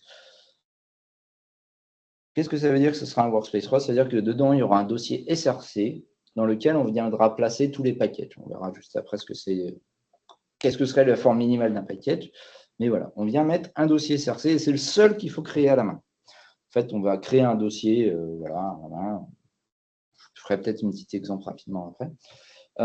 Et dedans, on vient mettre un dossier SRC. Ensuite, on vient compiler ce workspace avec des outils ROS. Donc, je suis passé rapidement, mais du coup, on a des outils ROS qui permettent de compiler tous des workspaces, peu importe le langage qu'on a dedans. Et ça va nous générer automatiquement trois dossiers, install, log et build. Le plus important étant install, parce que install, ça va être là où va se trouver vos librairies compilées, vos scripts exécutables, et également ces fameuses variables d'environnement qui permettent d'utiliser le contenu d'un workspace. Donc, les ROS fonctionnent beaucoup avec des variables d'environnement. Les variables d'environnement, c'est des chemins faciles d'accès qui permettent de trouver les différents éléments dans ROS. Je résume globalement, très globalement, à peu près ce que ça peut être. Et du coup, ce fameux, dans le dossier install, on va avoir un script qui va être utilisé pour trouver des packages dans ce dossier-là. Donc, tout ce qu'on va mettre dans source, ça va être compilé, ça va être mis dans install sous forme de compilé. Et ensuite, on va pouvoir utiliser ce qu'il y a dedans en chargeant des variables d'environnement qui sont aussi, un script qui permet de les charger est également généré automatiquement dans install. Les packages, qu'est-ce que c'est? C'est briques unitaires dans le système de fichiers ROS. En fait, on va toujours raisonner sous forme de package. Quand on va trouver un chemin, on ne va pas mettre un chemin absolu en disant je veux l'exécutable qui se trouve dans tel dossier, install, tel dossier, tel dossier, tel dossier, nom de l'exécutable. On va aller dire mon exécutable, il se trouve dans tel package. Et du coup, quand je vais appeler une commande, si je vous fais voir un petit peu les commandes que j'ai faites, je clique tout ça. Voilà. Donc là, la commande que j'ai faite, ça, c'est le package et ça, c'est l'exécutable. Et je n'ai pas précisé de chemin. J'ai dit, dans ce package-là, peu importe où, à un moment, j'ai compilé un exécutable qui s'appelle listener. Et je veux utiliser cet exécutable. Et ROS va automatiquement trouver dans ce package-là le chemin qui va permettre d'utiliser d'utiliser l'exécutable listener. Voilà. C'est là toute la structure de ROS au niveau des gestions des fichiers, c'est qu'on raisonne toujours sous forme de package. Et une fois qu'on est dans le package, on ne va pas souvent aller chercher beaucoup plus loin la structure de dossier qu'il y a dans le package. On va juste se concentrer sur les éléments par rapport au package. Voilà. Peu importe où se trouve le package, on y accède directement comme ça. L'outil de compilation s'appelle Colcon. Le dernier point qui permet de définir un package, c'est le manifeste. Le manifeste, c'est un fichier XML qui est nécessaire pour dire ça, c'est un package. On vous imagine bien que si je mets du code, on ne va pas reconnaître ça forcément comme un package directement pour ROS. Il faut quand même des informations à un moment pour lui expliquer ce qu'il y a dedans. Et ces informations-là, ça va être globalement dans ce fameux manifeste. Il faut voir ça comme une carte d'identité du package. Cette carte d'identité va dire, moi, pour compiler, j'ai besoin de ça. pour travailler, j'ai besoin de ça, et je m'appelle comme ça. Je suis maintenu par telle personne, et ma description, c'est ça, je suis à telle version. C'est vraiment une carte d'identité qui dit, voilà, toutes les informations que je peux te donner. Ça peut être rempli c'est rempli à la main. Donc, on peut plus ou moins le remplir de manière automatique, mais c'est quand même rempli à la main. Et si c'est bien rempli, ça permet d'éviter grandement le problème de ça marche sur mon PC, ça marche, je ne sais pas pourquoi ça marche sur le tien, ça ne marche pas sur le tien. Parce que ça va dire vraiment beaucoup d'informations sur de quoi j'ai besoin pour fonctionner, de quoi j'ai besoin pour compiler et tout ça. Donc, normalement, si ça c'est bien rempli, on le transfère chez quelqu'un d'autre, on fait quelques commandes et ça installe et ça compile exactement pareil, quel que soit le PC. Voilà. Donc, c'est pour ça, le manifeste, c'est assez important et généralement, c'est ce qui définit, c'est ça que Ross, quand il va compiler, il va lire en premier. Quand il va compiler un package, il va lire ça en premier, il va dire « Ah, attends, ça c'est du CMake, il faut que j'appelle CMake pour compiler le reste du package. Ça c'est du Python, il faut que j'appelle Python pour compiler le reste du package. » Voilà. La commande qu'il faut utiliser à la racine du workspace, très important, pour compiler l'ensemble des dossiers du workspace. Encore une fois, peu importe si dans SRC, j'ai 80 dossiers avant de trouver mon package, peu importe. Je ne me préoccupe pas de la structure du dossier tant qu'il y a un moment un package XML qui me dit ça, c'est un package. La commande, ça va être call con build. Ça va permettre de compiler tout workspace. Et ce, peu importe si c'est du Python, si j'ai du C++, j'ai 3 packages C++, 2 packages Rust, un package Python. Ouf, une seule commande, ça compile tout. Et après, j'ai accès de manière transparente, que ce soit du Python, du C++ ou du Rust. Voilà. C'est ce qui simplifie grandement l'utilisation de ROS, c'est que du coup, on s'abstrait globalement du langage qu'on utilise. Ensuite, il faut charger ces fameuses variables d'environnement pour utiliser ce package. Et ça va être généré automatiquement dans l'install. Et le fichier qu'on va chercher, alors là, je parle pour Ubuntu parce qu'on utilise Bash, mais c'est setup.bash. Si vous êtes sur Windows, ça va être setup.ps1 pour PowerShell. PowerScript.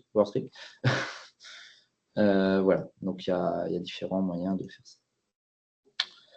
Je ne vais peut-être pas rentrer dans la démonstration, elle est un peu longue, mais voilà, si vous voulez, vous pourrez essayer de créer vos packages avec la commande qui est là, de compiler un workspace et de faire ça. Je vous ai mis des liens vers des tutoriels à la fin si vous voulez essayer de faire tout ça chez vous. Voilà.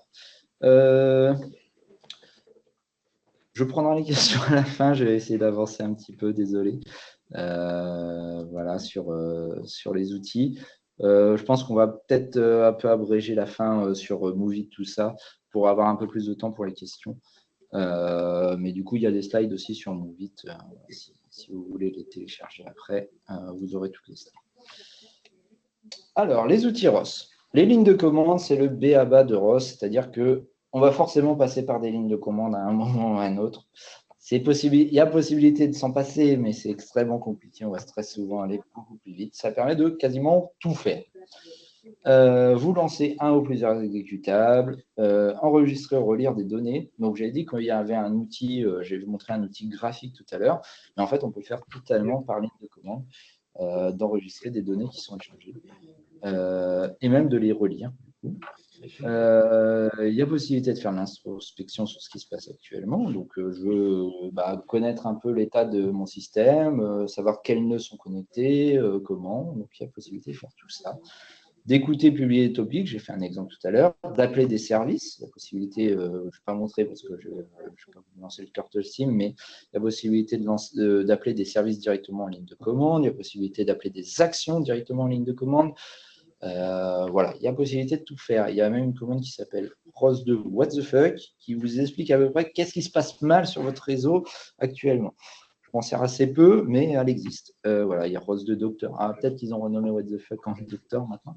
Mais voilà. Et en gros, toutes les commandes pour utiliser ROS commencent par ROS2. Donc vous installez ROS, vous chargez les variables d'environnement, et ensuite vous faites ROS2 -help, ça vous donne une liste de commandes qui est assez grande. Qui vous dit du coup tout ce qu'il est possible de faire, mais ce n'est pas tout en fait, parce que là, ça vous donne les premières commandes. Ah non, ils ont gardé votre fil. Oui, c'est docteur. Mais voilà, il y a tout ça. Et mettons, ben, je veux faire voilà, des actions avec les topics. Voilà. Clairement, oui, ces expériences aujourd'hui sont essentiellement de la gestion de projet d'envergure. Mettons liste, un help. Voilà, et là, il m'explique, bah, ça me donne une liste de topics et j'ai encore des arguments qui sont là pour m'aider à éventuellement préciser ma demande, des choses comme ça. Voilà, donc il y a vraiment beaucoup de choses faisables en ligne de commande et il y a beaucoup d'aides, entre guillemets, automatiques pour utiliser ces lignes de commande. Je vous ai mis ici quelques commandes principales. Bon, ça vous est, voilà, c'est pour vous montrer un petit peu, mais du coup, il y a la possibilité de faire ROS2 run qui permet de lancer un exécutable quand il fait, de passer des arguments aussi. Et il y a ROS2 launch qui permet de lancer un fichier, ce qu'on appelle un fichier launch. C'est des fichiers qui sont en XML ou en Python, et je crois qu'il y a même YAML maintenant, qui permettent de lancer plusieurs exécutables d'un coup. C'est sûr que si je lançais à chaque coup tous mes nœuds avec de run, un nœud, j'ouvre un nouveau terminal, je fais de run et tout. Par exemple, pour un robot, en moyenne, on va avoir 6-7 nœuds juste pour faire bouger le robot. Après, j'ai mon traitement d'image, 3 nœuds. Parce que j'ai la caméra, j'ai le traitement d'image, j'ai peut-être un truc qui vient convertir le traitement d'image en données robot. Donc 3 nouveaux nœuds. Je ne vais pas m'amuser à faire 15-20 commandes comme ça. Donc il y a des façons de lancer plusieurs nœuds d'un coup, plusieurs process d'un coup, directement. Ces fichiers-là, où on précise comment les lancer, c'est ce qu'on appelle des launch files. Donc, il y a une commande qui permet de lancer ces fameux fichiers launch. Il y a des commandes d'interaction avec les topics, je vous en ai fait voir quelques-unes. Il y a une info qui vous permet d'avoir les informations, notamment, par exemple, le type de message qui est échangé sur le topic. Donc, si tout à l'heure, là, j'avais fait des topics qui ne marchaient pas entre eux, bah, ROS2 topic info, j'aurais pu savoir le type de topic, le type de message qui est échangé sur tel topic. Bon. Les services, pareil, liste, info, call, donc la fameuse façon d'appeler. Et donc là, c'est là où, autant avant, sur un topic, on faisait du publish, on faisait du publish, autant sur du service, ben là, on va faire un call. C'est pour ça que je dis que c'est un peu un coup de téléphone, c'est-à-dire qu'on est vraiment sur voilà, un call, on appelle et on attend une réponse.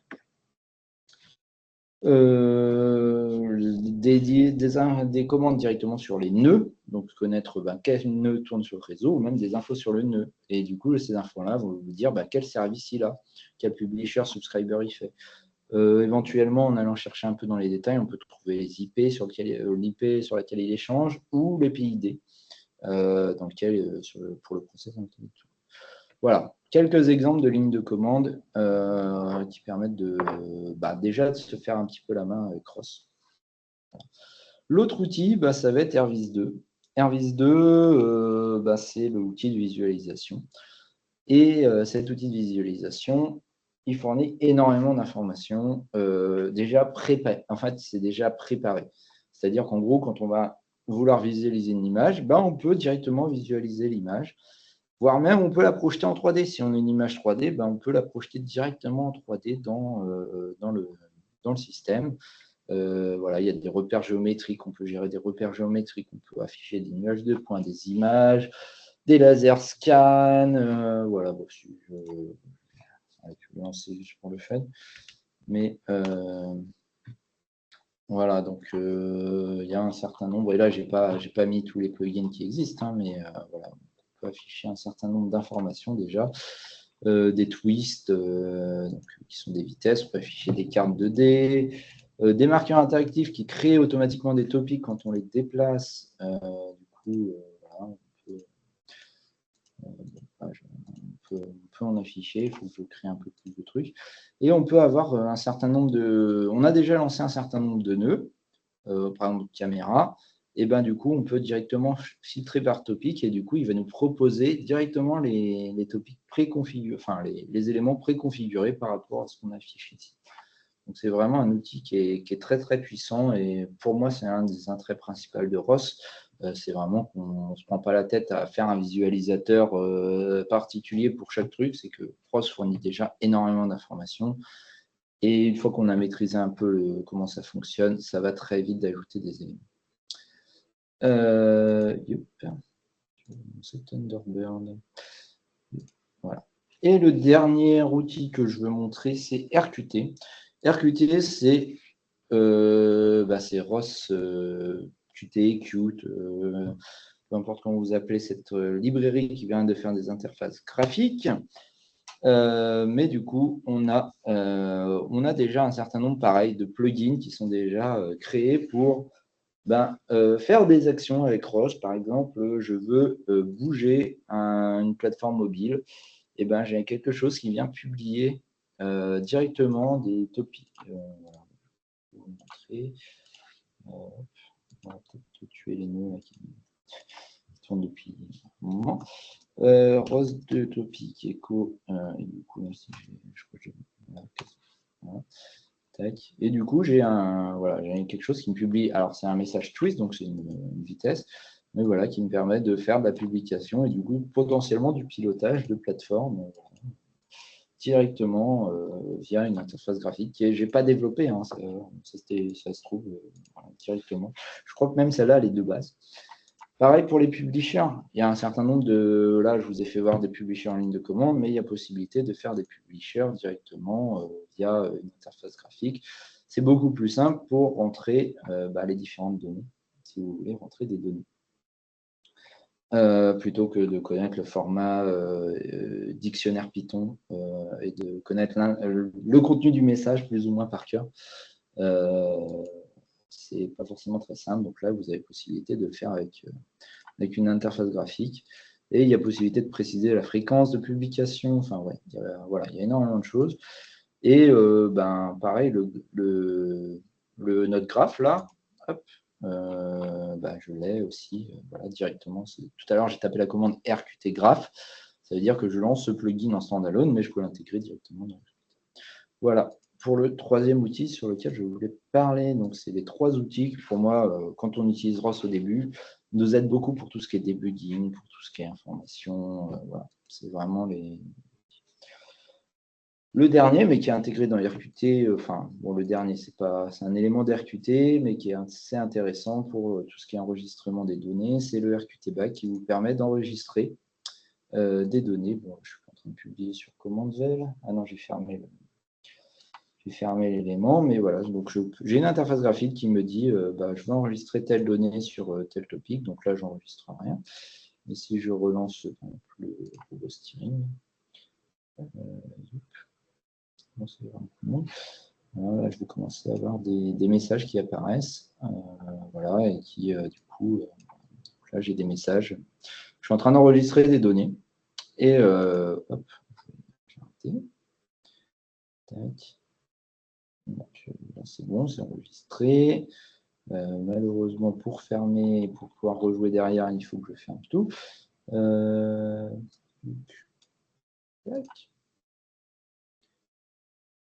Mais du coup, j'ai pareil la même interface pour pouvoir les rejouer.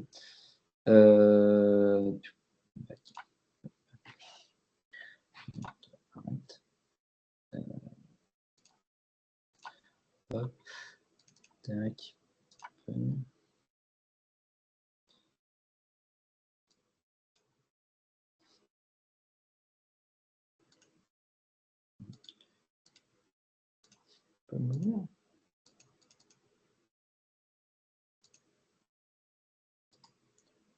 Bon, failure.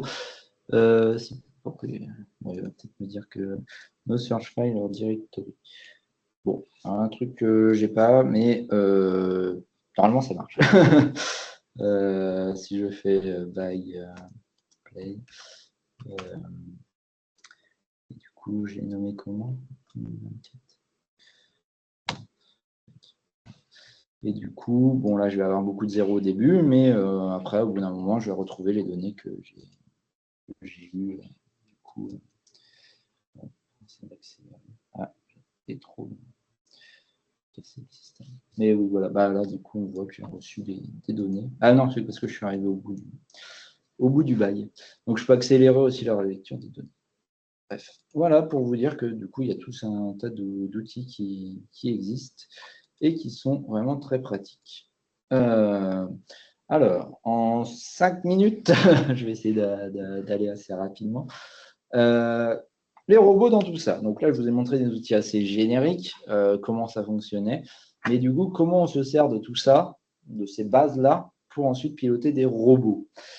Eh bien, tout simplement, il y a quelques notions encore à avoir d'outils qui sont utilisés, mais on va aller un peu plus loin dans les concepts, c'est-à-dire qu'on va utiliser certains packages qui sont déjà plus ou moins très utilisés dans ROS. Le premier, c'est Transform. C'est tout ce qui est transformé géométrique. Un robot, ça a beaucoup de transformés géométriques. Quand on passe d'un axe à un autre, on passe d'un repère à un autre. Et en fait, soit on se fait les calculs à la main, soit on demande, du coup, il y a un outil qui permet de faire ça directement. Bon, c'est un système complexe, je vais passer assez rapidement, mais du coup, on peut créer des arbres transformés, de repères de passage d'un l'un à l'autre, et à tout moment, on peut dire, bah, par exemple, je veux savoir la position de la caméra par rapport au end effector, et du coup, il va faire tous les calculs de passage de base et vous donner la position.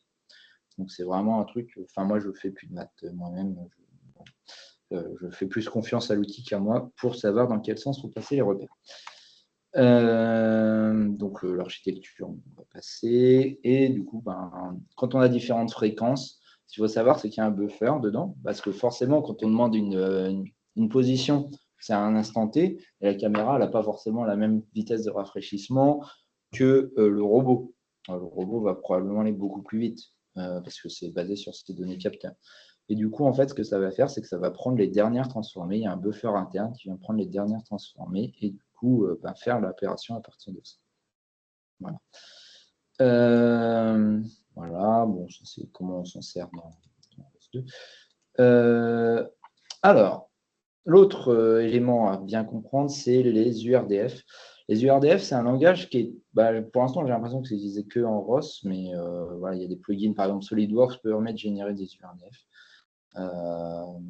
Et ça permet en fait de décrire géométriquement les différents robots qu'on veut faire. Et notamment comment sont articulés les différents axes les uns par rapport aux autres, selon quelle orientation et tout ça. Donc on a un fichier XML qu'on vient créer. Vous pourrez peut-être voir un juste après. Qu'on vient créer et qui dit ce repère-là, il est placé par rapport à tel autre et ça tourne autour de tel axe. Voilà, donc on a tout un langage qui permet de faire ça. Heureusement, on ne va pas s'amuser à le faire pour tous les robots. Il y a déjà beaucoup de robots qui ont leur URDF qui est open source et que vous pouvez télécharger. Vous avez besoin d'un UR, le URDF de l'UR est déjà disponible. Vous avez besoin d'un Yaskawa, il y a beaucoup de Yaskawa qui sont dessus. Voilà. Il y a beaucoup de robots qui sont là-dessus. Et si vous avez votre robot à vous, il va falloir le faire à la main. Il y a moyen d'ajouter des éléments visuels, des éléments graphiques. Enfin, je vais passer rapidement sur ce sujet-là.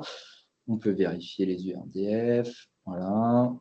Et enfin, il y a un autre logiciel qui s'appelle Zacro, mais je vais vraiment passer dessus. Là, ça peut être beaucoup d'informations d'un coup. Et voilà, donc on a des TF, on a des URDF, et avec ces deux éléments-là, on va commencer à faire de la robotique, et notamment, un des moyens de faire de la robotique, c'est de la manipulation avec Movit2. Movit2, c'est un planificateur de trajectoire online, c'est-à-dire qu'en fait, il peut s'adapter à la position actuelle du robot. On peut faire de la projection hors ligne, on peut dire, je veux planifier un mouvement de ce point-là à ce point-là, même si le robot n'y est pas, mais on peut aussi dire, je veux aller à ce point-là, mon robot, peu importe où il est, mais il est connecté et je sais qu'il est là, trouve-moi un chemin qui va de cet endroit-là à cet endroit-là en évitant les collisions. C'est ça que ça veut dire un projet planificateur online. Il permet d'intégrer rapidement avec le système ROS, mais il n'est pas forcément, c'est quand même globalement basé sur ROS, mais ils ont essayé de le faire un peu abstrait de ROS. Voilà. Et c'est abstrait du robot, c'est-à-dire qu'en fait, ce qu'on vient charger, c'est le modèle URDF du robot. La cinématique. Un autre fichier, mais qu'on ne va pas passer, c'est le SRDF, c'est la sémantique, c'est dire mes chaînes cinématiques, elles commencent ici, elles finissent là, plus ou moins. C'est-à-dire que si j'ai un robot qui est posé sur une table, je ne vais pas inclure la table dans le calcul de la chaîne cinématique. La table ne va probablement pas se déplacer avec le robot. Voilà, c'est juste ça, plus ou moins le fichier CRDF. Il y a aussi d'autres trucs, mais le principal, c'est l'URDF, c'est ce fameux fichier de description de moyens cinématiques, de dire mon bras il est articulé de telle manière, il bouge de telle façon, mes roues tournent autour de tel axe. L'intégration rapide et la génération automatique. On peut contrôler un robot entier. Je ne vais pas vous assommer avec l'architecture de Moveit, d'autant que je pense que, à un moment, je voulais inviter les personnes de Moveit à venir présenter, mais là, il n'y aura pas besoin. Donc, voilà, pas besoin de vous compliquer la vie avec ça. Sachez juste qu'il y a des interfaces utilisateurs, notamment une avec Arviz, qui permet de bouger le fameux Interactive Marker, là, qui permet de bouger un robot directement depuis Arviz. C'est pas trop mal.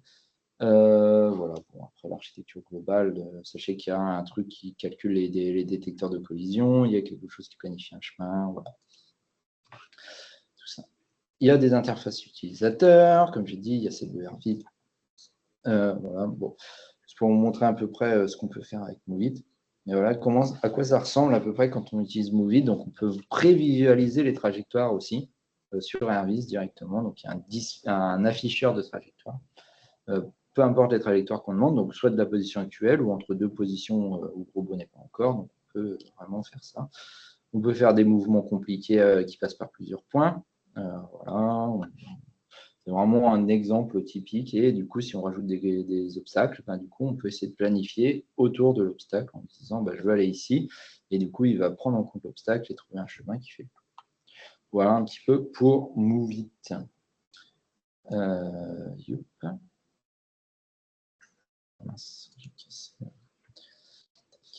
Voilà, bon. Le cœur de Moveit, c'est synchroniser les actions, voilà, le move group, donc ça c'est vraiment pour ceux qui sont un peu plus appliqués. L'autre élément, et là il y a forcément une présentation là-dessus parce qu'il y a Olivier Stas qui vient présenter, c'est ROS de contrôle. ROS de contrôle, c'est pour moi le package le plus dur à comprendre en ROS. C'est pour ça que je vous l'explique parce que vous ne connaissez pas ROS. Non, je veux juste vous expliquer un petit peu les concepts qu'il y a derrière qui sont assez intéressants, je pense, c'est intéressant. C'est-à-dire qu'on vient séparer complètement la partie ROS de la partie hardware. Forcément, contrôler un ABB, un KUKA ou un Universal, on ne les contrôle pas pareil. Ils ont leur propre langage, leur propre façon de calculer les points, les choses comme ça. ROS ne vient pas remplacer ça. ROS ne viendra jamais s'inscrire dans la baie en mode je fais mieux que KUKA pour piloter le robot. Non, ce n'est pas ça l'idée de ROS. L'idée de ROS, c'est de fournir un moyen de planifier des trajectoires. Après, l'exécution de ces trajectoires-là, on va la confier à la baie KUKA. On va lui dire voilà, je t'envoie des points, suis-les. Voilà. Donc, on va les confier au fabricant du robot. Pour communiquer avec le fabricant du robot, il faut faire des interfaces spécifiques. Mais nous, ce qu'on veut, c'est que quand on envoie une trajectoire à un KUKA, un ABB ou un Universal, on ne veut pas se préoccuper de ce point de vue-là. C'est ça qu'il y a derrière ROS Control. ROS Control va séparer la partie hardware, la partie vraiment spécifique au hardware, de la partie ROS, qui est, elle, générique à tous les robots. C'est ça qu'il y a derrière. Donc, on va avoir du coup cette séparation. Donc, la partie contrôleur, qui va être la partie qui vont ROS, on va dire, qui va être générique. Et ensuite, nous, ce qu'on vient créer, quand on crée une interface ROS Control, c'est qu'on vient créer la partie ressources, la partie qui va dire mon robot, il a 6 capteurs, il a 6 moteurs, et pour parler aux moteurs et aux capteurs, voilà comment il faut faire. Et ensuite, il y a tout un tas de choses qui vont être un peu compliquées à expliquer, mais qui permettent de dire si je commande en position, je ne peux pas faire de commande en vitesse. Voilà, il y a toute une partie sécurisation et tout ça qui va être derrière pour éviter qu'on envoie des commandes incohérentes au robot. Parce que si potentiellement, la belle KUKA, on lui dit va à ce point-là et on lui dit juste derrière va le point qui est complètement à l'opposé. Selon comment c'est fait, ça va le mettre en sécurité ou le robot va partir à balle dans un autre sens. Donc, voilà. Donc, tout ça, c'est plus ou moins sécurisé par ce genre d'interface. Et ça marche pour des robots, mais ça marche pour tout, hein. PLC, microcontrôleur, baie, thermomètre connecté, voilà. On peut imaginer tout et n'importe quoi là-dessus. Il y a même moyen, quand on pilote des moteurs directement avec Cross Control, donc là, voilà, on met directement un moteur, de mettre un PID numérique directement là-dessus. Donc c'est vraiment pas mal pour ça. Voilà, donc ça passe par l'URDF. Encore une fois, on rajoute des informations à l'URDF pour lui expliquer comme ça. Comme ça, on a un seul fichier qui contient toutes les informations. Ce fameux URDF va contenir toutes les informations. On ne va pas se préoccuper du coup d'avoir 50 fichiers différents à gérer. Un truc qui est très intéressant avec Cross Control, c'est que du coup, il y a possibilité de simuler, entre guillemets, alors c'est sans physique, mais un composant, un moteur, un capteur, en lui disant, bah voilà, j'ai pas le moteur réel branché, tant pis, j'ai pas le robot réel branché, mais je veux quand même essayer ma trajectoire, je veux quand même essayer de planifier des trajectoires, je veux quand même essayer toute la partie ROS, je veux l'essayer, mais j'ai pas le robot. Et ben du coup, il y a moyen de remplacer juste la partie dans l'URDF qui décrit du coup l'hardware interface en disant bah, au lieu d'utiliser une interface qui va communiquer avec la baie robot ou avec le protocole moteur, voilà, en fait, dis-toi que c'est un fake component et il va gérer ça de manière à ce que ce soit un component entre guillemets parfait. C'est-à-dire qu'un moteur, on lui dit à telle position, bah, il sera à telle position. Un robot, on lui dit d'aller à telle vitesse, il va à telle vitesse, de manière parfaite. Voilà, c'est juste un truc. Voilà. Il y a moyen de dégrader un peu le système, de créer des défauts avec des délais sur les commandes, comme ça. Je ne rentre pas dans le détail plus que ça. Le dernier point à voir, c'est la navigation avec Cross 2. Il nous restera un quart d'heure pour les questions. C'est la navigation sur ROSC. Comment ça fonctionne? Ça fonctionne autour de 3 aspects, la localisation, le mapping, la planification de trajectoire. Donc 3 entre guillemets, package qu'il faut avec ROS. La localisation, bon, il y a 2 types de capteurs, 2 types de localisation, je ne reviens pas sur les bases de localisation. Mais pareil, on a un URDF qui vient définir tout un tas de repères en disant, du coup, j'ai ma base, voilà, il y a mes roues qui bougent à tel moment, mon laser, il est placé à telle position par rapport à la base. Donc ça, tout ça, pour la navigation, c'est standardisé. Comment on doit nommer ces différents éléments. On peut bien sûr renommer et changer des trucs, mais de base, il faut les nommer comme ça.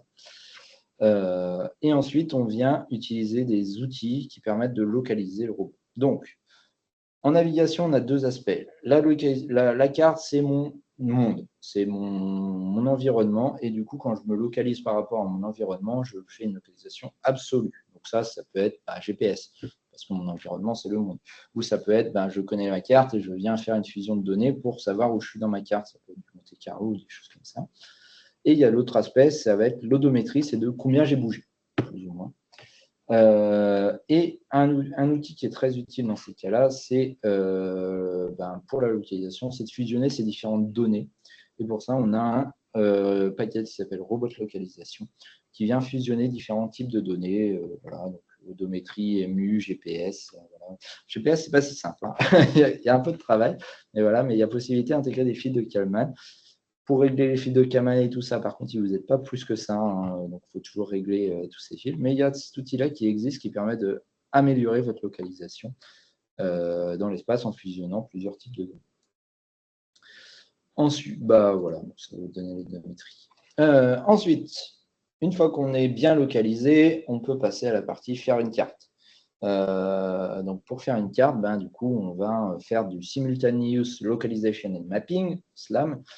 Donc, c'est-à-dire qu'on vient localiser et mapper en même temps. Et pour ça, il y a un outil, pour moi, qui est le meilleur, c'est SLAM2Box, qui vous permet de faire une carte voilà, grand format. Il est prêt à fonctionner avec Nav2, donc qui est l'outil de navigation qu'on peut utiliser derrière. C'est-à-dire qu'on peut faire du Simultaneous Localization and Mapping and Navigation. C'est-à-dire qu'on vient naviguer directement en créant la carte au fur et à mesure qu'on navigue. Cependant, ça ne fonctionne pas vraiment out of the box. Il faut utiliser deux, trois petits trucs, mais voilà. Possibilité de faire ça avec des questions. Il y a une interface graphique, pareil, plugin Hervis, très pratique, qui permet, moi, je n'ai pas encore utilisé ce truc-là, mais en tout cas, voilà, ça permet de pouvoir faire des cartes, des sous-cartes, de placer des éléments. Enfin, bref, c'est vraiment très, très pratique et j'aimerais bien pouvoir l'utiliser rapidement. Le dernier point, c'est NAV2. NAV2 va permettre du coup de planifier les trajectoires. Pareil que Move It, je ne vais pas rentrer dans les détails, mais en gros, ça fonctionne à travers différents types de planificateurs. Donc, il y a un planificateur global qui va vous trouver un chemin d'un point A à un point B, entre guillemets, sans s'occuper du robot. Et ensuite, il y a un planificateur local qui vient piloter votre robot pour essayer de suivre ce chemin global. Encore une fois, c'est assez résumé, mais c'est l'idée qu'il y a derrière. Et il y a tout ce qui est évitement de collision, cross-map, voilà, je ne veux pas m'approcher des murs. Il y a une zone là, je la note, et puis je dis, rentre surtout pas dans cette zone. Voilà, comme, plus ou moins comme vous piloterez votre robot aspirateur. Et je crois qu'iRobot regarde très précisément ROS2 et la navigation pour des situations similaires. Du coup, ce n'est pas impossible que des robots aspirateurs dans le futur tournent sur ROS2. Voilà. Voilà pour ceci. Avant de passer aux questions, je veux juste préciser pour les workshops, si vous participez au workshop, que ce soit lundi ou mardi, je vous demande d'installer, si possible, déjà, ramener votre PC, important. Installer Humble et Docker. Enfin, il faut que vous ayez un moyen d'accéder à ROS 2 et que vous ayez Docker d'installer. Donc, je vous ai mis des liens là pour les installations, que ce soit sur Windows. Voilà. Si vous utilisez Windows, moi, j'ai préférence pour WCL2, si vous pouvez l'utiliser. Sinon, vous pouvez utiliser une VM. Si vous avez directement un boot sur Ubuntu, c'est parfait. Si vous avez un boot sur une autre version, pas de problème. Tant que vous pouvez utiliser ROS et Docker. S'il y a des problèmes le jour même, j'essaierai de dépanner au maximum, mais le mieux, c'est que vous essayez d'installer au moins ça pour que les workshops se déroulent bien. Pour aller plus loin, tout un tas de tutoriels. Voilà, on a des tutoriaux pour ROS, des tutoriaux pour Move It, pour NAV2, et je conseille un petit peu The Construct, qui est un bon endroit où on peut commencer à apprendre ROS. Alors, c'est payant, je ne sais plus à partir de combien de temps et qu'est-ce qui est payant ou quoi. Mais là-dessus, vous aurez beaucoup de tutoriels pour des cas très spécifiques, des choses comme ça. Et il n'y a pas besoin d'installer ROS sur son PC pour le faire. En fait, ça directement en web. Vous allez vous connecter à une machine sur le cloud et puis pouvoir faire des tests et avoir des éléments comme ça. Et enfin, si vous voulez en savoir un peu plus, je vous invite à contacter Johan Mollard, qui sera présent à la ROSCON et qui, lui, s'occupe notamment de mettre en relation des formateurs et des gens qui cherchent des formations. Et du coup, c'est l'occasion aussi, si vous voulez une formation, que ce soit sur des sujets spécifiques, génériques ou des choses comme ça.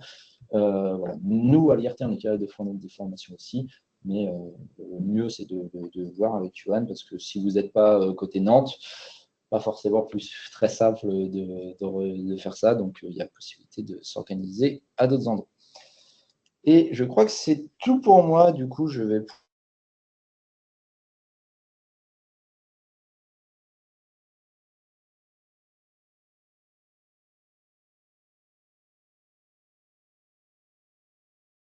la notion de base au début, et puis à la fin, un petit peu passer sur les éléments qui sont un peu plus complexes, voilà, qui sont peut-être plus intéressants pour certains d'entre vous, mais moins pour d'autres.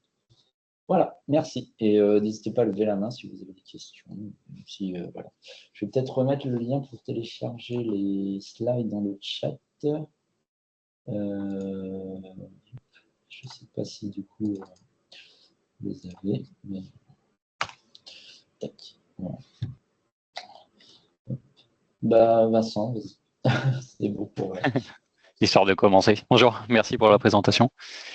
Du coup, moi, je commence à me mettre un petit peu à ROS, parce que c'est le genre de truc qui m'éclate. Je voulais savoir si tu connaissais un petit kit ou quelque chose, ne serait-ce que pour me faire la main, qui réunit un peu de tout et qui est pas comme les DJI à 1500 balles, si possible. Un petit kit qui aurait à peu près tout.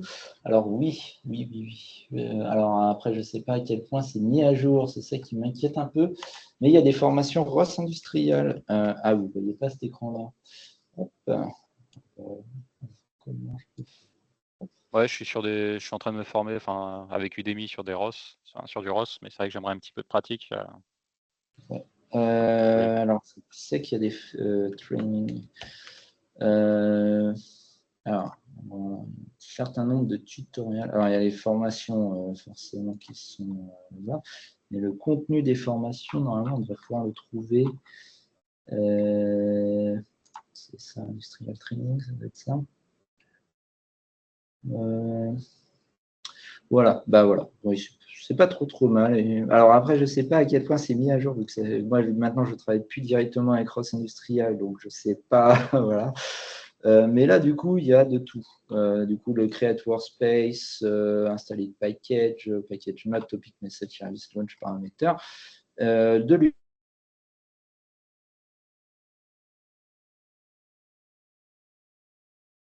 navigation. Mais déjà, pour aller jusqu'à l'utilisation de bras, c'est pas mal. Pour la navigation, après, il y a des tutoriels directement sur Nav2. Moi, je sais que dans mon kit de formation à l'époque, quand je le faisais sur Ross Industrial, j'avais la partie navigation, mais visiblement, elle n'est plus là. Donc, voilà. Si je peux mettre le lien dans le chat aussi. Okay. Merci. Bon. Ça, à mon avis, c'est un bon kit qui permet de voir pas mal de choses. Voilà. Après, du coup, encore une fois, j'espère que tout marche bien, que c'est mis à jour. Je ne peux plus le garantir, malheureusement. Donc, à voir. Normalement, je crois qu'il n'y a pas besoin de matériel ou quoi que ce soit. C'est vraiment très générique. Enfin, c'est très générique. Non, c'est très appliqué application industrielle qui permet de faire une application de scanning plan. C'est pas, voilà, c'est quand même un truc.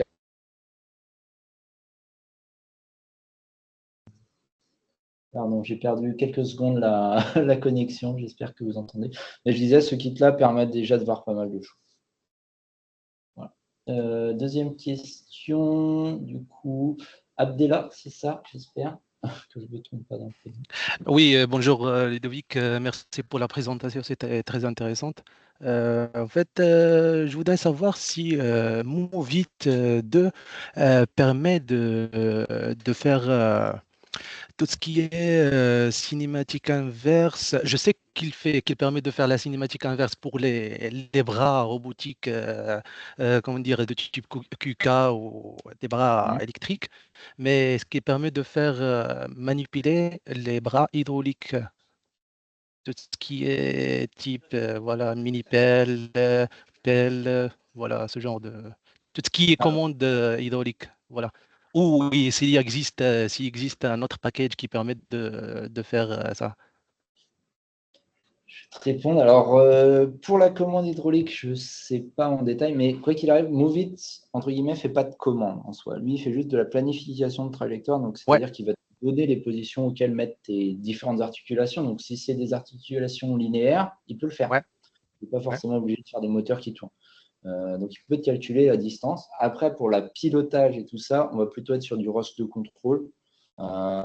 Et là, du coup, ça va être un peu plus complexe et tout ça. Mais à partir du moment où on peut se connecter enfin, même si c'est des protocoles de communication standard, par exemple, il y aura Maciej Pernacik, qui sera la ROSCON, qui lui a fait un ROS de contrôle générique pour tout ce qui est, c'est pas OPC-UA, c'est Ether4. Donc, par exemple, si tes axes se pilotent en Ether4, potentiellement, tu pourrais créer l'interface ROS de contrôle qui va bien, et du coup, pouvoir piloter ensuite tes axes comme ça. Et justement, l'avantage de ROS de contrôle, c'est que Movit, lui, ce qu'il va faire, c'est qu'il va être côté ROS, donc il va faire un contrôleur. Et ensuite, ROS de contrôle va convertir les données contrôleurs en données Ether4 pour pouvoir piloter tes axes. Donc, c'est ça la solution, entre guillemets. D'accord. D'accord. Voilà. Effectivement, en fait, les vérins et tout ça, c'est commandé par un automate qui communique en Ether4. Donc, Du coup, potentiellement, je t'invite à te rapprocher de Maciej si tu viens à la ROSCON. oui, je viendrai, c'est sûr. Déjà inscrit à 19. Donc, Ok, super. allez, merci, Ludovic. Pas de souci, merci à toi. Louis, du coup. Oui, bonjour. Merci Ludovic encore pour la présentation. J'avais une question, je voulais savoir si tu avais un avis vis-à-vis de la qualité de l'intégration de Rust dans ROS 2.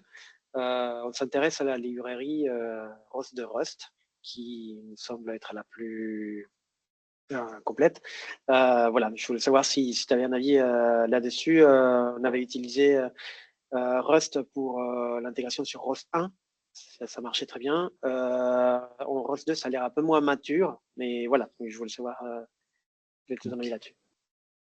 Alors là, malheureusement, je vais être un peu court. Donc moi, je commence tout juste Rust. Donc voilà, je débute de ce côté-là. Félicitations. Tout ce que je peux te dire, c'est que la personne qui développe ROS de Rust en partie, c'est un des développeurs principaux de ROS, Geoffrey Biggs.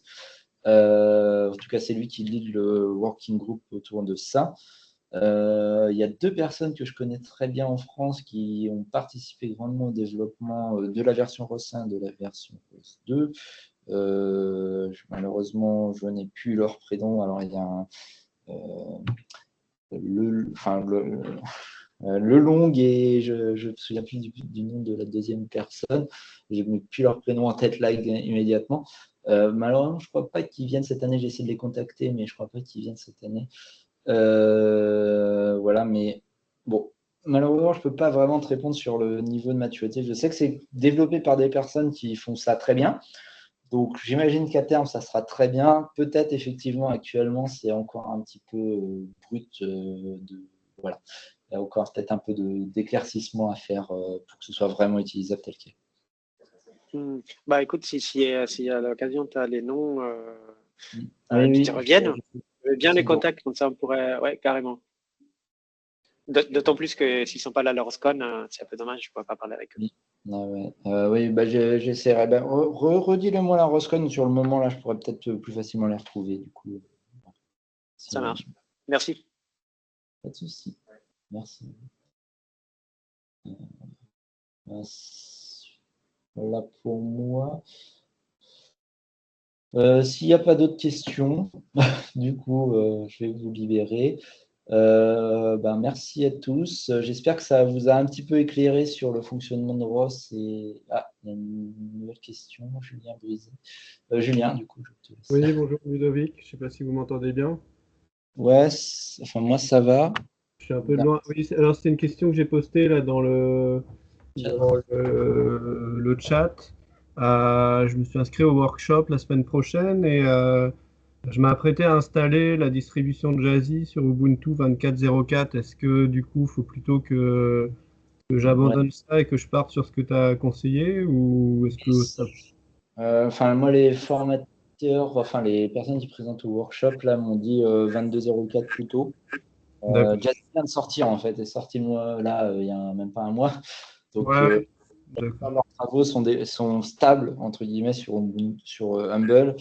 Jazzy, je ne pense pas qu'ils auraient eu le temps de faire d'aller aussi loin. Surtout que Jazzy apporte énormément de choses. Donc voilà, je pense, tu peux essayer avec Jazzy, ça peut être intéressant pour eux de voir si ça marche avec Jazzy. Par contre, si c'est agréable, je te conseille plutôt Humble. Voilà. D'accord. Bon, bah ça marche. Je vais partir là-dessus. Merci.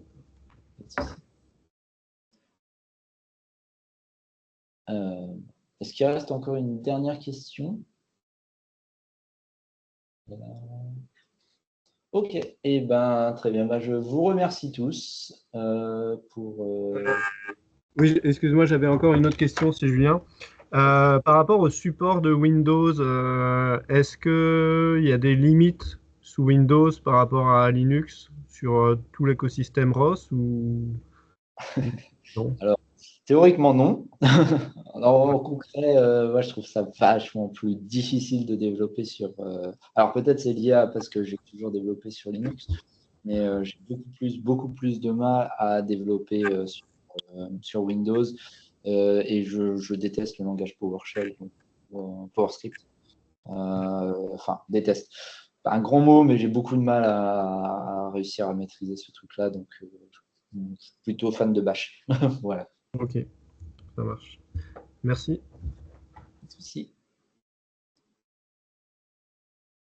Ok, et J'espère que ceci c'est la bonne. Merci à tous. N'hésitez pas si vous avez des questions, encore une fois, qui vous viennent après, à me les envoyer par mail ou des choses comme ça. C'est avec plaisir que je y répondrai. Et je vous souhaite bonne Roscon pour du coup, à dans une semaine ou un peu moins si vous participez au workshop. Merci à tous. Merci bien. Merci. Au revoir. Merci, au revoir. Au revoir. Au revoir. Merci.